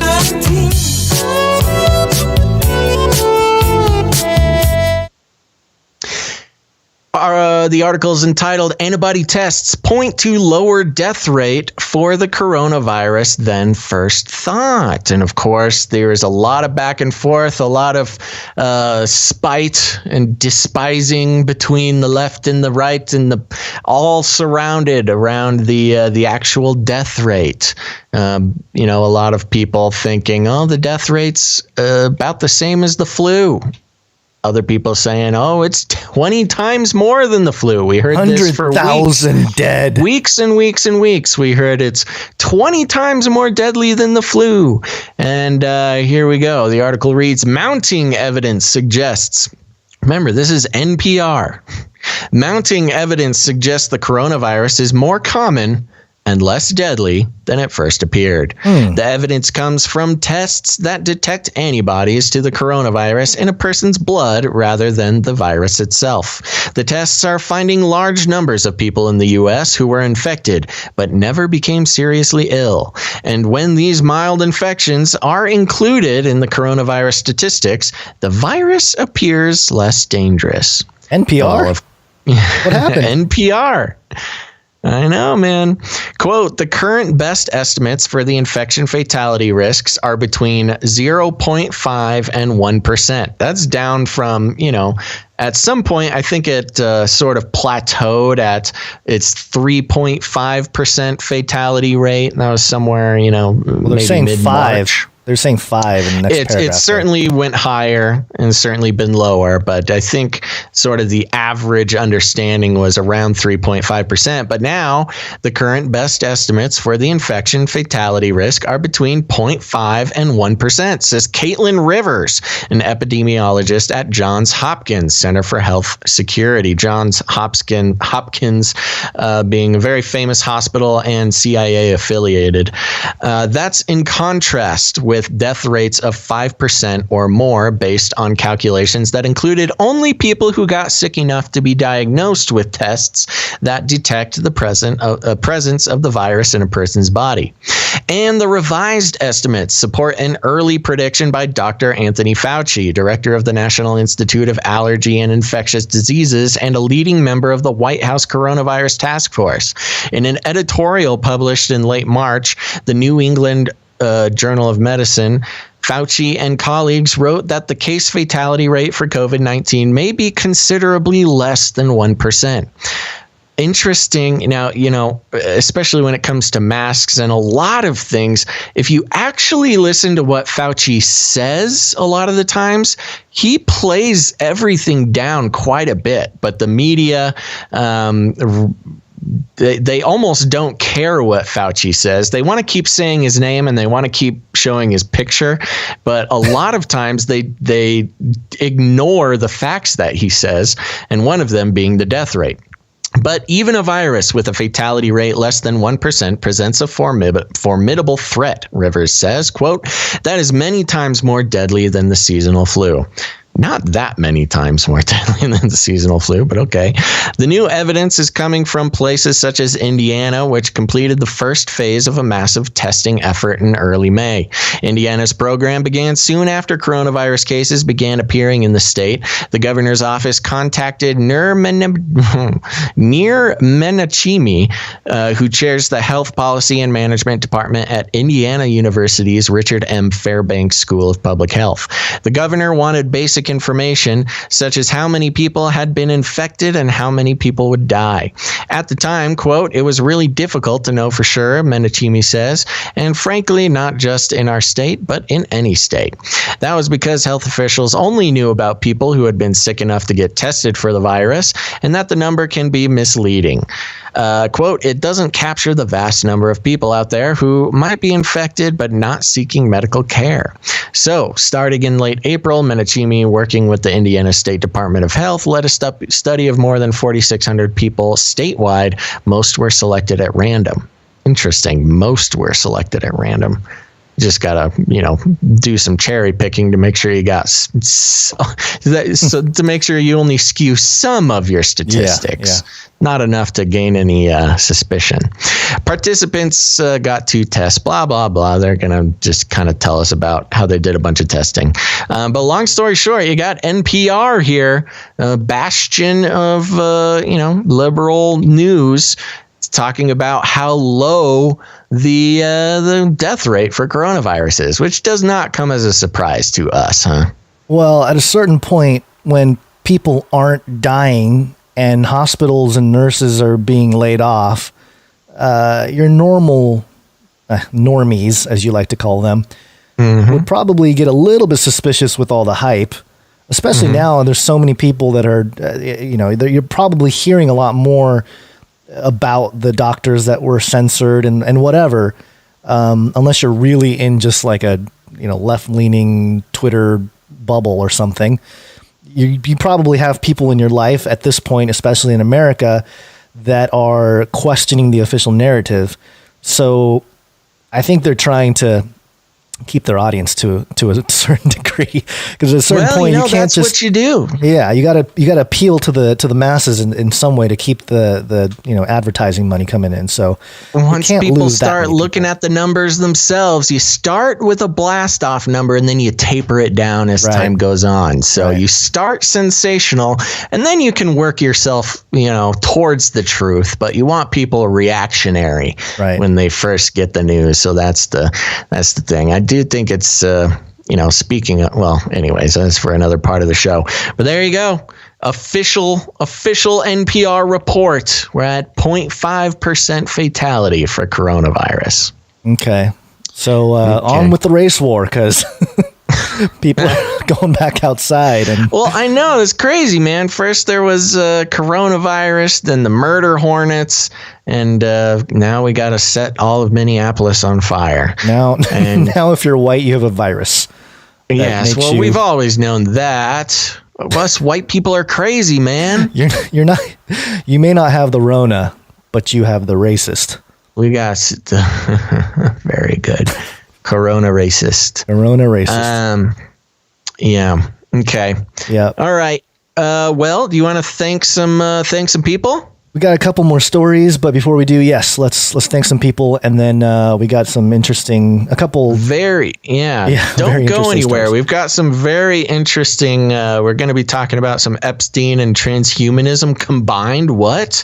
And then some very interesting studies going on with cannabis and the Bible and some rabbinical stuff. It's going to be very interesting. So stick around. But first, we want to thank some supporters of the show. Just so everybody knows, just to reiterate, we do not believe in selling your attention to corporations for our own personal gain. The show is free, and usually that means that you are the product, but we are doing our best to keep our conscience clean as far as that's concerned, because you know what? We're getting demonetized all over the place. We've said no to many big advertisers now that want us to sell them your trust, dear listeners, but so far, so good. We have some very generous listeners, and we go by the value for value model. And it's very simple. We put out the show, and if you get any value out of what we put out, then it's you have the opportunity to put value in. One way of doing that is by donating to the show at patreon.com/CCNT. And let's thank some people. So since last show, we have one new supporter. Actually, no, we have one upgrading supporter over on the Canary Cry News Talk Patreon account, patreon.com/CCNT. And I want to give a big old thank you to Aaron B. Thank you. Aaron B. Thank you very much. As I always like to say, it's hard already to get new people to support the show. It's even harder to get people to upgrade their current pledge. And thank you, Aaron B., so much for upping your pledge. That's makes me feel all warm and fuzzy inside. Yes, and we've spread out a whole bunch of different Patreons here, but we do have one for Canary Cry Radio, and definitely wanted to thank those people who have become supporters on the Canary Cry Radio Patreon. That's patreon.com/Canary Cry Radio. We have Syrian Soper. Thank you, Syrian Soper, for becoming a supporter. We got a big pledge from Ghost Realm 108. Ghost Realm. Oh, a new Twitch. They followed on Twitch and supported the show. Thanks, yeah. Ghost Realm. There you go. We also got a support from Jamie. Thank you, Jamie. Jamie. And also from Ernesto. And one from Corwin. Thank you, Corwin. Corwin. Oh, it's Corwin. Yeah, I see Corwin in the chat. And this is the beauty of doing live stream, is we can kind of we can kind of report on things that are happening right now. And apparently, according to Corwin, CNN headquarters logo defaced as protesters gather. Oh, wow. Yeah. Where's that? Atlanta. Their headquarters in Atlanta. Huh. I just pulled this up. Atlanta, people are taking over in front of the entrance of CNN's headquarters. A protester getting cheers from the crowd was seen with a Black Lives Matter flag on top of the news outlet's logo, which was defaced with writing that included the word love. Okay. Massive amounts of people have gathered in front of CNN's headquarters in Atlanta. Activists spray painted the logo, breaking a window and tagging doors while protesting the death of George Floyd.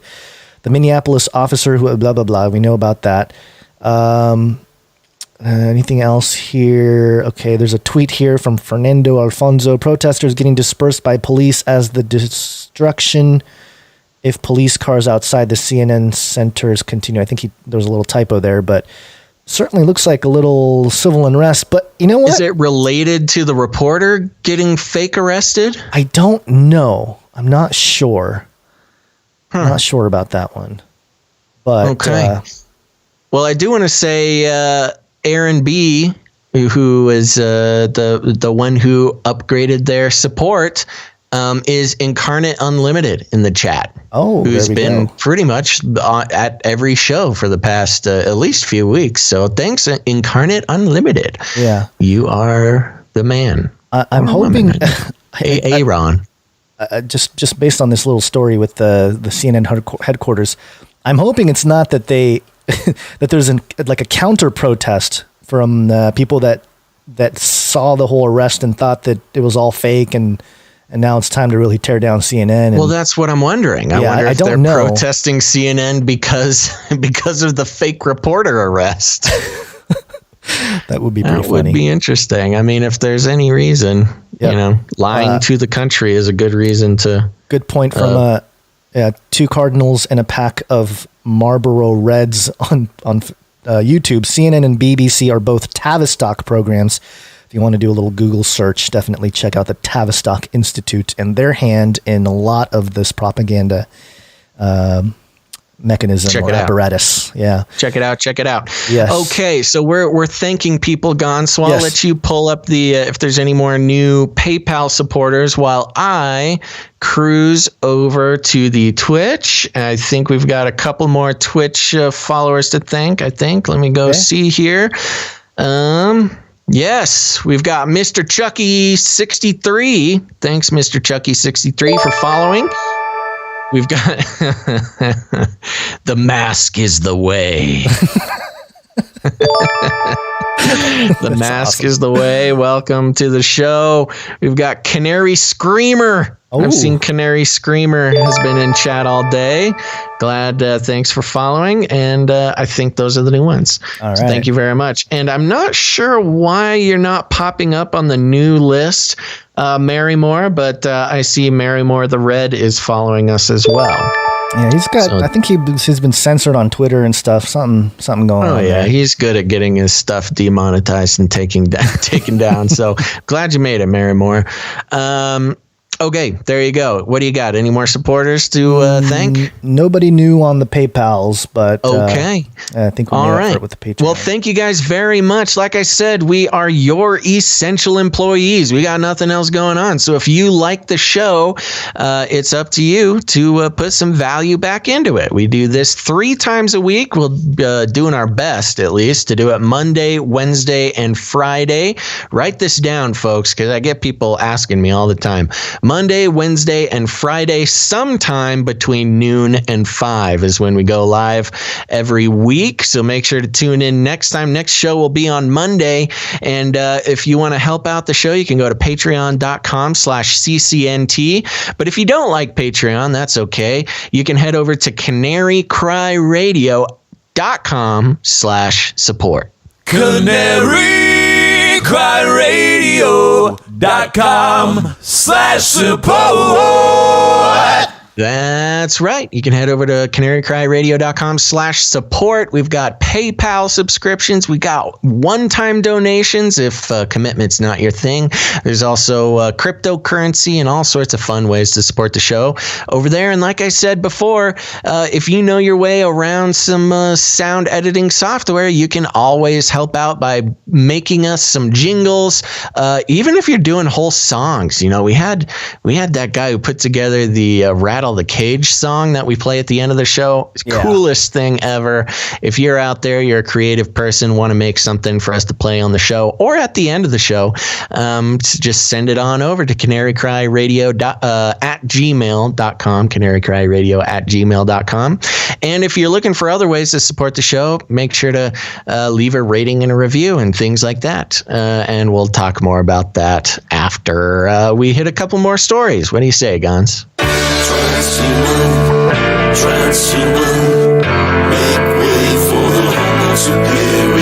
Epstein didn't kill himself. Pulled out an old one. The Epstein didn't kill himself jingle. I know. Remember those days? Such innocent times. I know. Just every week goes by. We're like, oh, last week was Much less stressful than it is Such a this nice week. time. Digitalspy.com, Jeffrey Epstein, filthy rich, the disturbing detail that was not included in the documentary. So I guess there was a documentary out called Filthy Rich about Jeffrey Epstein. I had heard about it a little bit, but didn't know too much.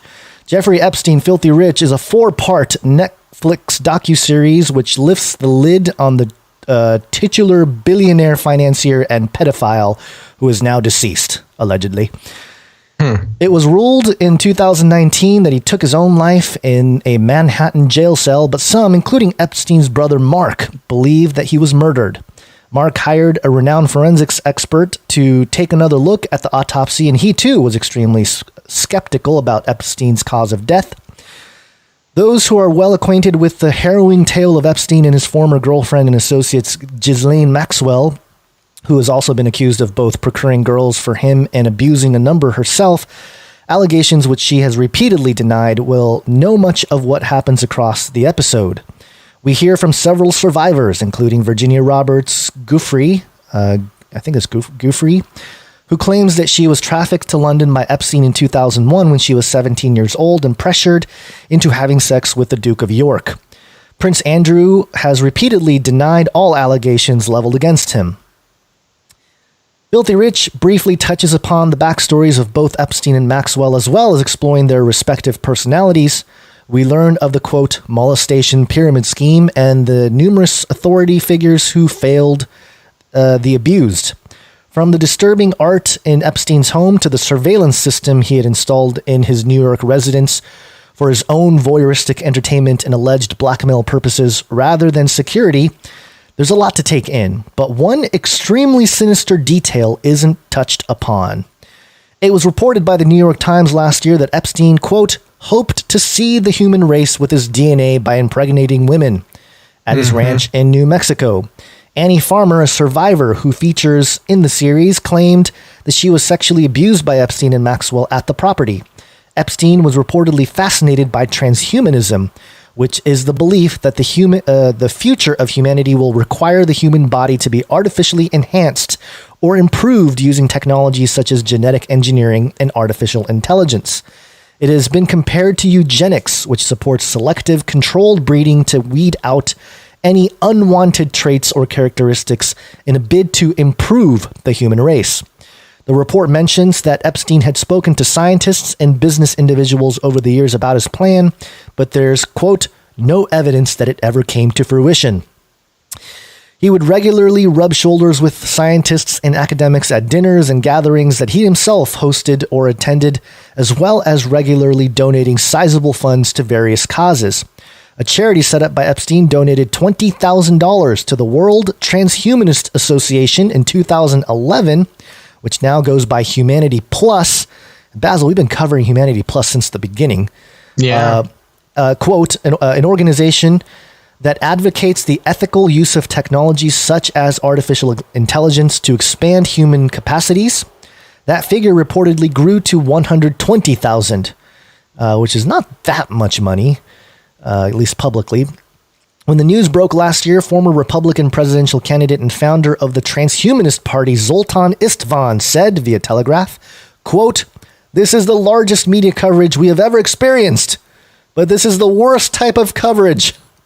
Lots of damage control is being done right now. Seriously. Yeah, seriously. You want transhumanism to go mainstream, and it's on the shoulders of Epstein. Jaron Lanier, a computer scientist who is described as, quote, the founding father of virtual reality, told the New York Times that he spoke to a NASA scientist at a dinner party at Epstein's New York mansion. The individual claimed that Epstein wanted to have, quote, 20 women at a time impregnated at his ranch. What is wrong with this dude? It was an idea supposedly based on the repository of germinal choice, a sperm bank set up by U.S. billionaire Robert Clark Graham in an underground bunker on his ranch near San Diego in the late 1970s. He wanted to save the human race by spreading the seed of noble laureates and other intelligent individuals. Epstein's lawyers did not respond to the publication's request for comment. So, we've known about this, but interesting how Netflix would purposefully omit I would say a very important part of the Epstein saga, if you will, which is his interest in transhumanism. And I see Titus Frost in there on DLive. Epstein paid for Sophia the robot. And Titus Frost has been tracking a lot of the Epstein stuff and his eugenics, transhumanist shenanigans as well. So definitely check out his channel for all that. But there you go. Netflix documentary. If anyone, it brings up the conversation about, I saw the Epstein Netflix thing and, he's such a creepy dude. Well, they left out some of the creepiest parts of his whole deal. And that's why you listen to Canary Cry News Talk, everybody, because we were talking about his weird little baby ranch back in the day, which, and so, of course, YouTube left it out. They don't need to. They're there to censor themselves because, of course, I think their stock price is insane right now. So they are owned and operated by the people like Epstein. So of course they don't want people knowing about the crazy baby ranch. Yeah, the baby ranch and the robot future. Yeah. Yeah. Yeah. But Netflix being that's interesting too, because they have so much of that transhumanist propaganda and so many other shows. Oh yeah, they're totally. Maybe that makes sense that they would not want to do that because because they're almost the bastion of that propaganda right now. So why would they associate the two together when obviously they're part of the whole agenda there? So makes Speaking of which, I watched some more episodes of Upload last night. Oh yeah, of course, okay. Getting ready for the show. Mm-hmm. Part of my research. Upload is a show on Amazon Prime that deals with uploading consciousnesses, a topic that we have been covering for 8 years now, and I'm still waiting for my royalty check from Amazon Prime. And just a fun little detail. I don't want to do any spoiler alerts because it's a really fun show to watch. I don't understand how anybody who's not a Canary Cry listener enjoys it. But if you're a Canary Cry person or Canarians in the house, you'll enjoy watching the show because it's basically you already know about everything and where everything's going as you watch the show. It's about uploading consciousnesses to create a man-made afterlife, then hopefully being able to return the consciousnesses to some sort of cloned or printed body.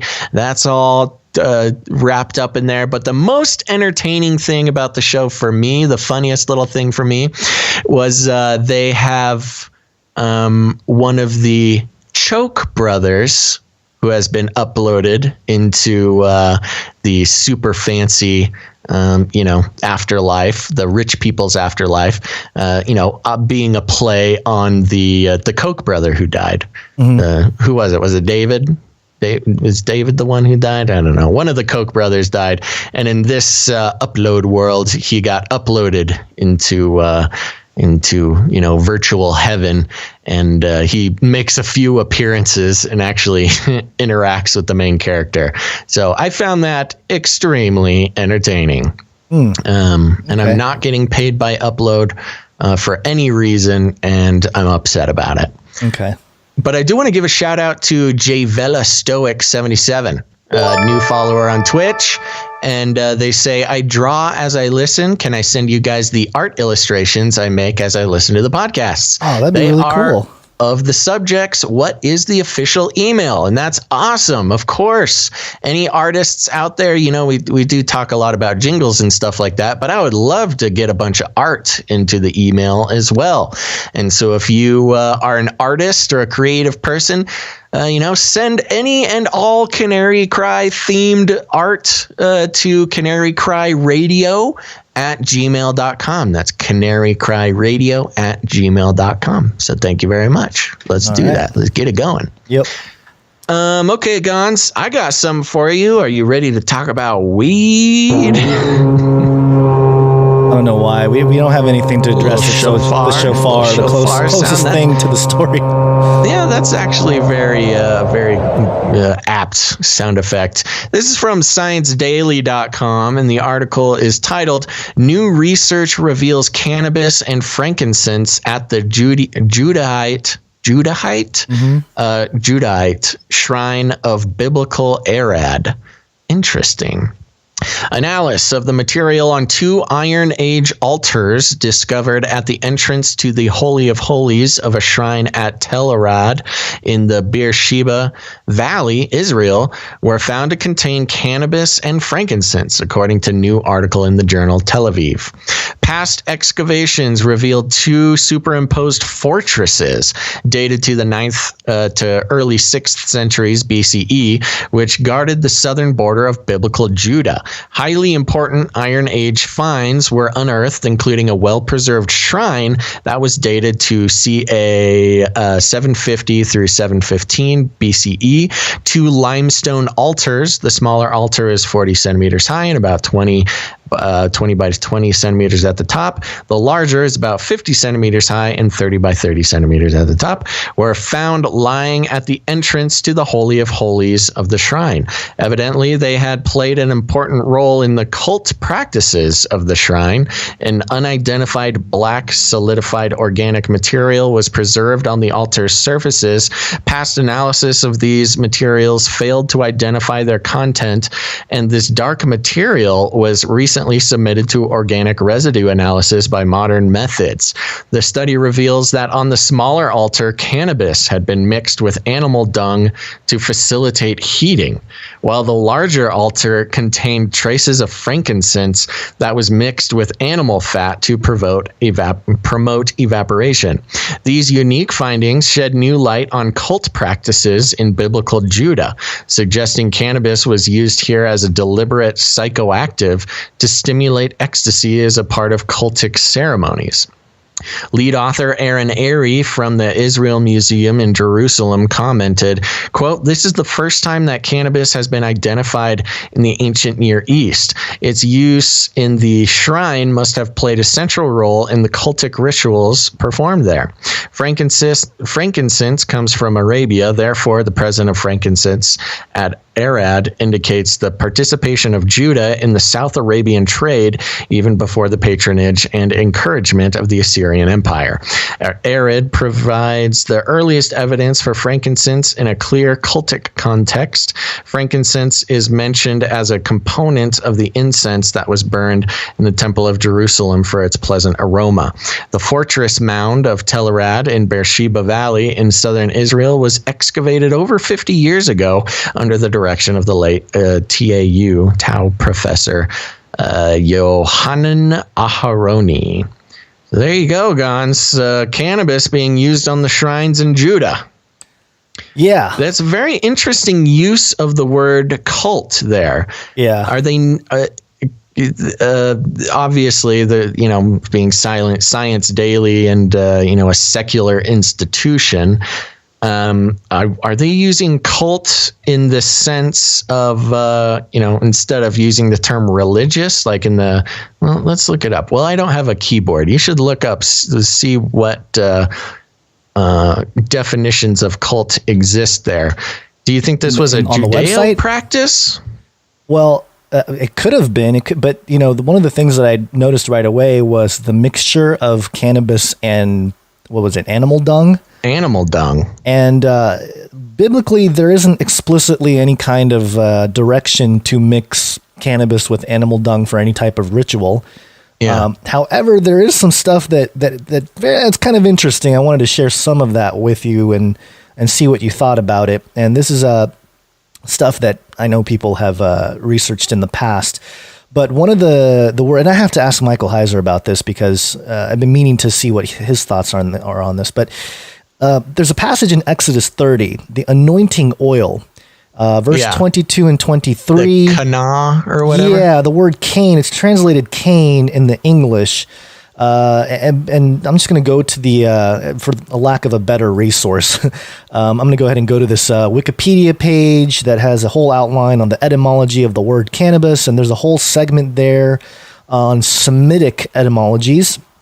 And it says here, Semitic etymologist Sula Bennett of the Institute of Anthropological Sciences in Warsaw had indicated the origin to be the Hebrew word konabos or kanobos. Kana Bossum, Bennett, also known as Sarah Benetoa, is quoted saying, the astonishing resemblance between Semitic kanbos and the Scythian cannabis leads me to suppose that the Scythian word was of Semitic origin. These etymological discussions run parallel to arguments drawn from history. The Iranian Scythians were probably related to the Medes, who were neighbors of the Semites and could easily have assimilated the word for hemp. The Semites could also have spread the word during their migration through Asia Minor. This is Bennett in the Book of Grass. And it says here the word Ganzigunu is referenced from stone tablets dating 700 BCE, which is right around that time the temple there, or the little shrine there, was dated, that indicate a connection with Eastern and Near Eastern terms for the plant. Ganzi, ganja, ganu to kane, or I guess kane for cannabis. This substance was used for witchcraft and prescribed as a useful remedy for a variety of ailments, including depression and impotence. So Hebrew cannabis from kane bosim may derive from Sumerian kunibu, though the final S does not seem to be present in Akkadian or Sumerian forms. Leading authorities of the etymology on both the German and Russian language list a Sumerian cognate. And, this is, it's very fascinating when you go look at it. You dig up the word for cane there, kane, Strong's H7070, and it's translated a stock or reed. And one of the translations, according to the NASB translation, is calamus. And if you look up what calamus is a plant. It's not cannabis, it's calamus. But interestingly enough, it treats inflammation and diarrhea and stomach issues. And according to WebMD, it is thought that chemicals in calamus cause muscle relaxation and sleepiness. These chemicals might also reduce swelling, kill cancer cells, and kill insects. So there's that aspect of it. But also, if you keep going down the Wikipedia page here, Raphael McCollum and co-workers at Hebrew University of Jerusalem suggest an alternative etymology for cannabis. The Greek cannabis from Arabic kunab, from the Syriac kunapa, from the Hebrew panag, which equals banga in Sanskrit and bang in Persian. They explain that in Hebrew, only the consonants form the basis of a word, and the letters P and B are frequently interchangeable. The authors think it probable that panag, mentioned in the Bible by the prophet Ezekiel, Ezekiel 27:17, which we'll dig into in a second here, is in fact cannabis. The biblical Hebrew term kane bosem, literally aromatic reed, kane reed, and bosem aromatic, probably refers to cannabis according to some etymologies, but it is more commonly thought to be lemongrass, calamus, or even sweet cane due to widespread translation issues. And later on in this thing, it says cannabis was a common material among the Hebrews. The hempen frock called simla in Hebrew was worn as a mark of the lowly. The International Standard Bible Encyclopedia also asserts the following, which again references this idea of hemp being used, which is not surprising if you know anything about some of the plants that were around back then and what it was used for. Even at the beginning of the founding of this country, hemp was being used for rope and paper and all kinds of stuff. And then I did look up the article that was referenced on the ScienceDirect.com, a random walk through a cannabis field. And this study, I couldn't actually get the paper, which cites the whole connection with not the cane word, but the paneg word, paneg from Ezekiel 27:17 being referenced to cannabis. And in the abstract here, it says, in the first part, we discuss and try to explain the reason for the absence of the term cannabis and possibly also opium in the Old Testament. In the second part, we bring evidence that, contrary to widely held views, stereospecificity, that's a hard word to say, of cannabinoid action is extremely high and in certain cases almost absolute. So that's why I'm very interested in finding out more about this this use of cannabis in the Old Testament here. And I looked up paneg, and according to Strong's, this word is only used once in the entire Bible, and it's used by Ezekiel. And I like the translation here from Strong's. Probably a kind of food, perhaps cake. That's their definition. Maybe cake? I don't know. Cake? We think it was cakes. So, like, even the Strong's Concordance is uncertain about the word here. And of course, Strong's being a little bit older in some of the translational methods and stuff. But yeah, I mean, I'm not surprised that there was some cannabis being used on this altar. Again, there's no place in the Bible that tells you that you're supposed to mix cannabis and animal poop and make some kind of weird hash thing going on little altars and burn them and whatever. But there is some suggestion that perhaps it was used in the anointing oil for the royal priesthood, and perhaps, you know, Ezekiel was referencing a similar type of situation where I think the passage here talks about trading balm and wheat and millet, is translated in the English as millet. But, you know, it's another one of those things you got to look into at least and keep an open mind about, because we know that the whole cannabis industry, partly why it's illegal and all that kind of stuff, has to do with the propaganda of the tobacco companies back in the early century there. So that's all I have to say about it. What do you think, Basil? Very interesting topic, and one that is both, I wouldn't say divisive, but lots of different views on that and on our crowd. On really, I mean, it's a beautiful sight to see, you know, people who can have differing views on something like cannabis, but still come together and you know, get along. So it would be interesting to actually do a whole Canary Cry Radio episode on cannabis, and I know Mike Heiser has a bunch of a lot of interesting things to say about it, as well as far as its references to the Bible and things like that. So I don't know, maybe we'll have to put something together. Yeah, it's definitely interesting to dig into, because it's I think they had shown that some of the medicinal uses has done some good on cancer. And there was a story out a few weeks ago about how it helps prevent people from getting the Rona. So I didn't see that. Yeah, it made the rounds. So there's some interesting stuff happening there. Not suggesting everyone go out there and you know, start packing whatever. But well, that's good. Well, good. We're going to start landing the plane, Guns. I do have a live update, though. I'm going to give you a couple seconds. I'll stall for you while you find the drone jingle. Okay. But poking around again. Another reason why I love doing live shows, because things can pop up. People send me stuff during the show here, and something came through that was interesting enough. I thought we should mention it on the show. This is Vice.com, and the article's titled "Customs and Border Protection is Flying a Predator Drone Over Minneapolis." Ooh. Drone strikes have saved lives. Can we shoot them down if over our property? Drones. Customs and Border Protection is flying a Predator drone military technology used for surveilling and killing terrorists abroad or Americans. But we don't need to talk about the Obama presidency here. What? Obama did bad things? I did not know this. Obama's fine. I did not know this.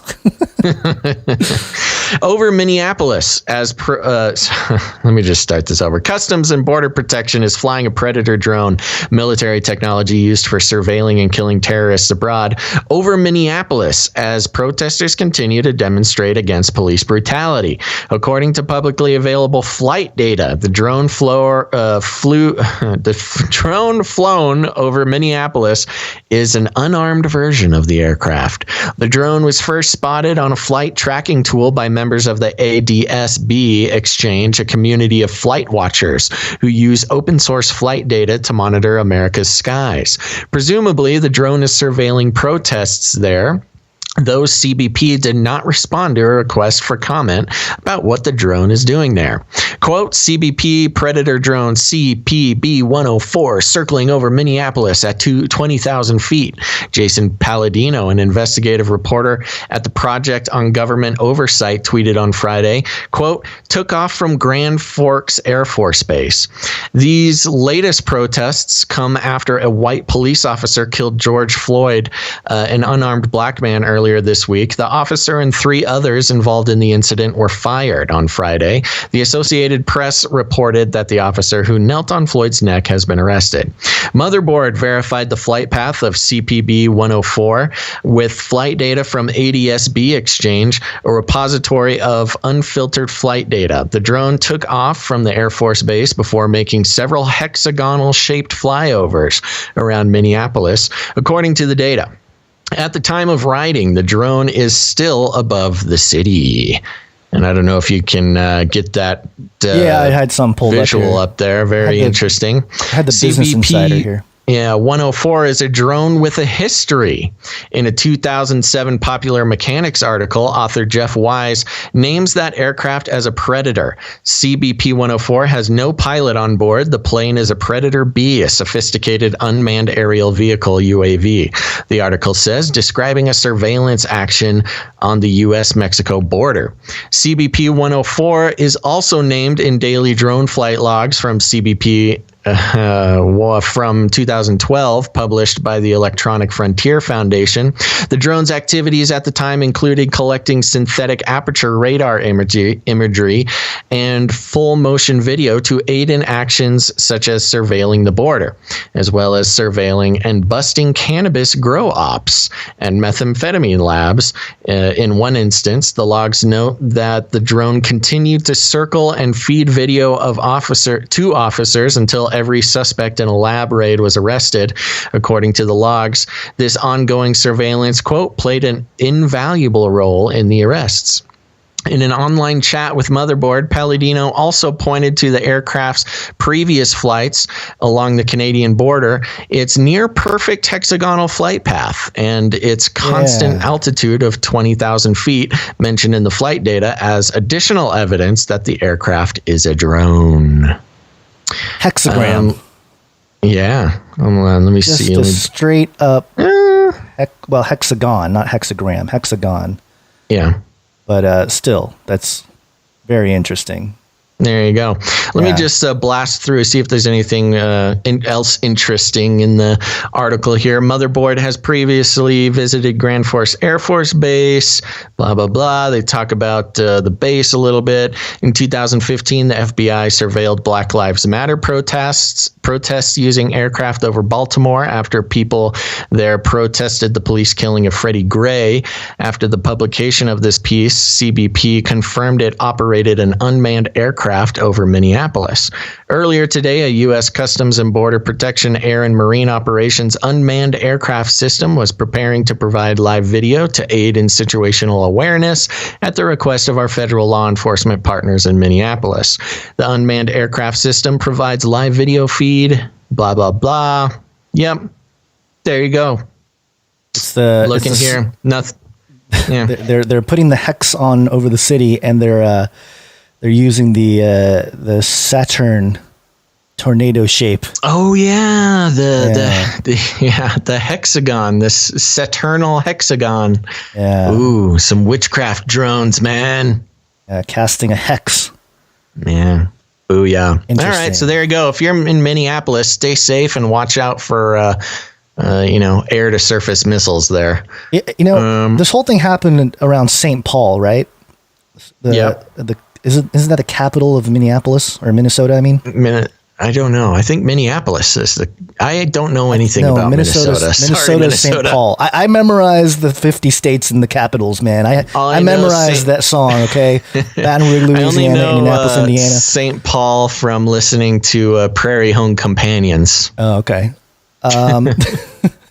But yeah, interesting. St. Paul being a biblical reference there. Called it. Yeah. All right. So there you go. Anything else coming up on the radar for you here, Guns, before we start landing the plane? I think that's it for now. Landing the drone. Why don't you hit that drone thing. Drone strikes have saved lives. Can we shoot them down if over our property? Drones. So on it, I stepped on you. Drones. I know. I'd rather it be that way than the other way around. So, good job, everybody. Good job, Gons. I'm sorry. Did I let you say any last words before we land here? I just like Careberry305 on Twitch. Twin Cities, Twin Towers.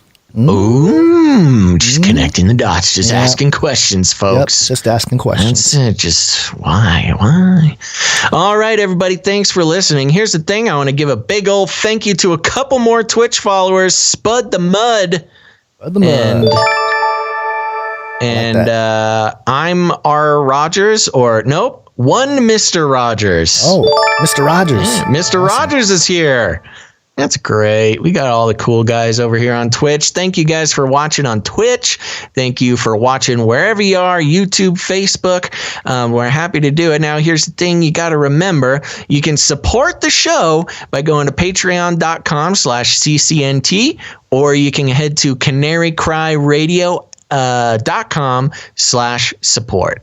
canarycryradio.com/support. That's right. And you can add value to the show in a lot of ways. Leaving ratings and reviews is a great way to do it. You can also send us your art, send us your jingles, send us your Canary Cry Radio related music. You can send all of that to canarycryradio at gmail.com. Canarycryradio at gmail.com. Go ahead and do that. But there's another way to help the show, and that's by letting people know. Y'all got your friends and family that still get their news from other podcasts or the mainstream media or their Facebook wall. Oh my gosh. Here's what you got to do. You got to save their lives. You got to walk right up to them, grab them by the cage, and then what? You got to shake it. The end of the world occurred pretty much as we had predicted. I want to shake things up, stir up some controversy, rattle a few cages. Hey, stop that! You'll never silence me. I'm the last angry man, a crusader for the little guy. Leave the bird alone. Never. Rattle a few cages. Rattle a few cages. The human race will have every opportunity to improve. And if they don't? Ask Noah. That's right. You got to go out there, rattle some cages. Let them know where to go, especially on Monday, Wednesday, and Fridays, sometime between 12 noon and 5 p.m. Pacific Standard Time.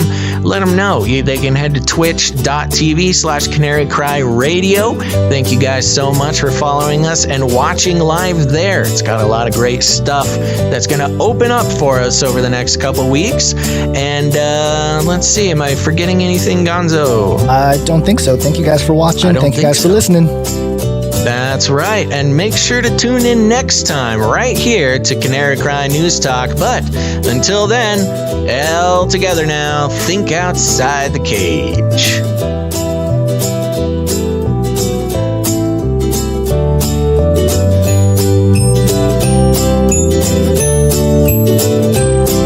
Look it up.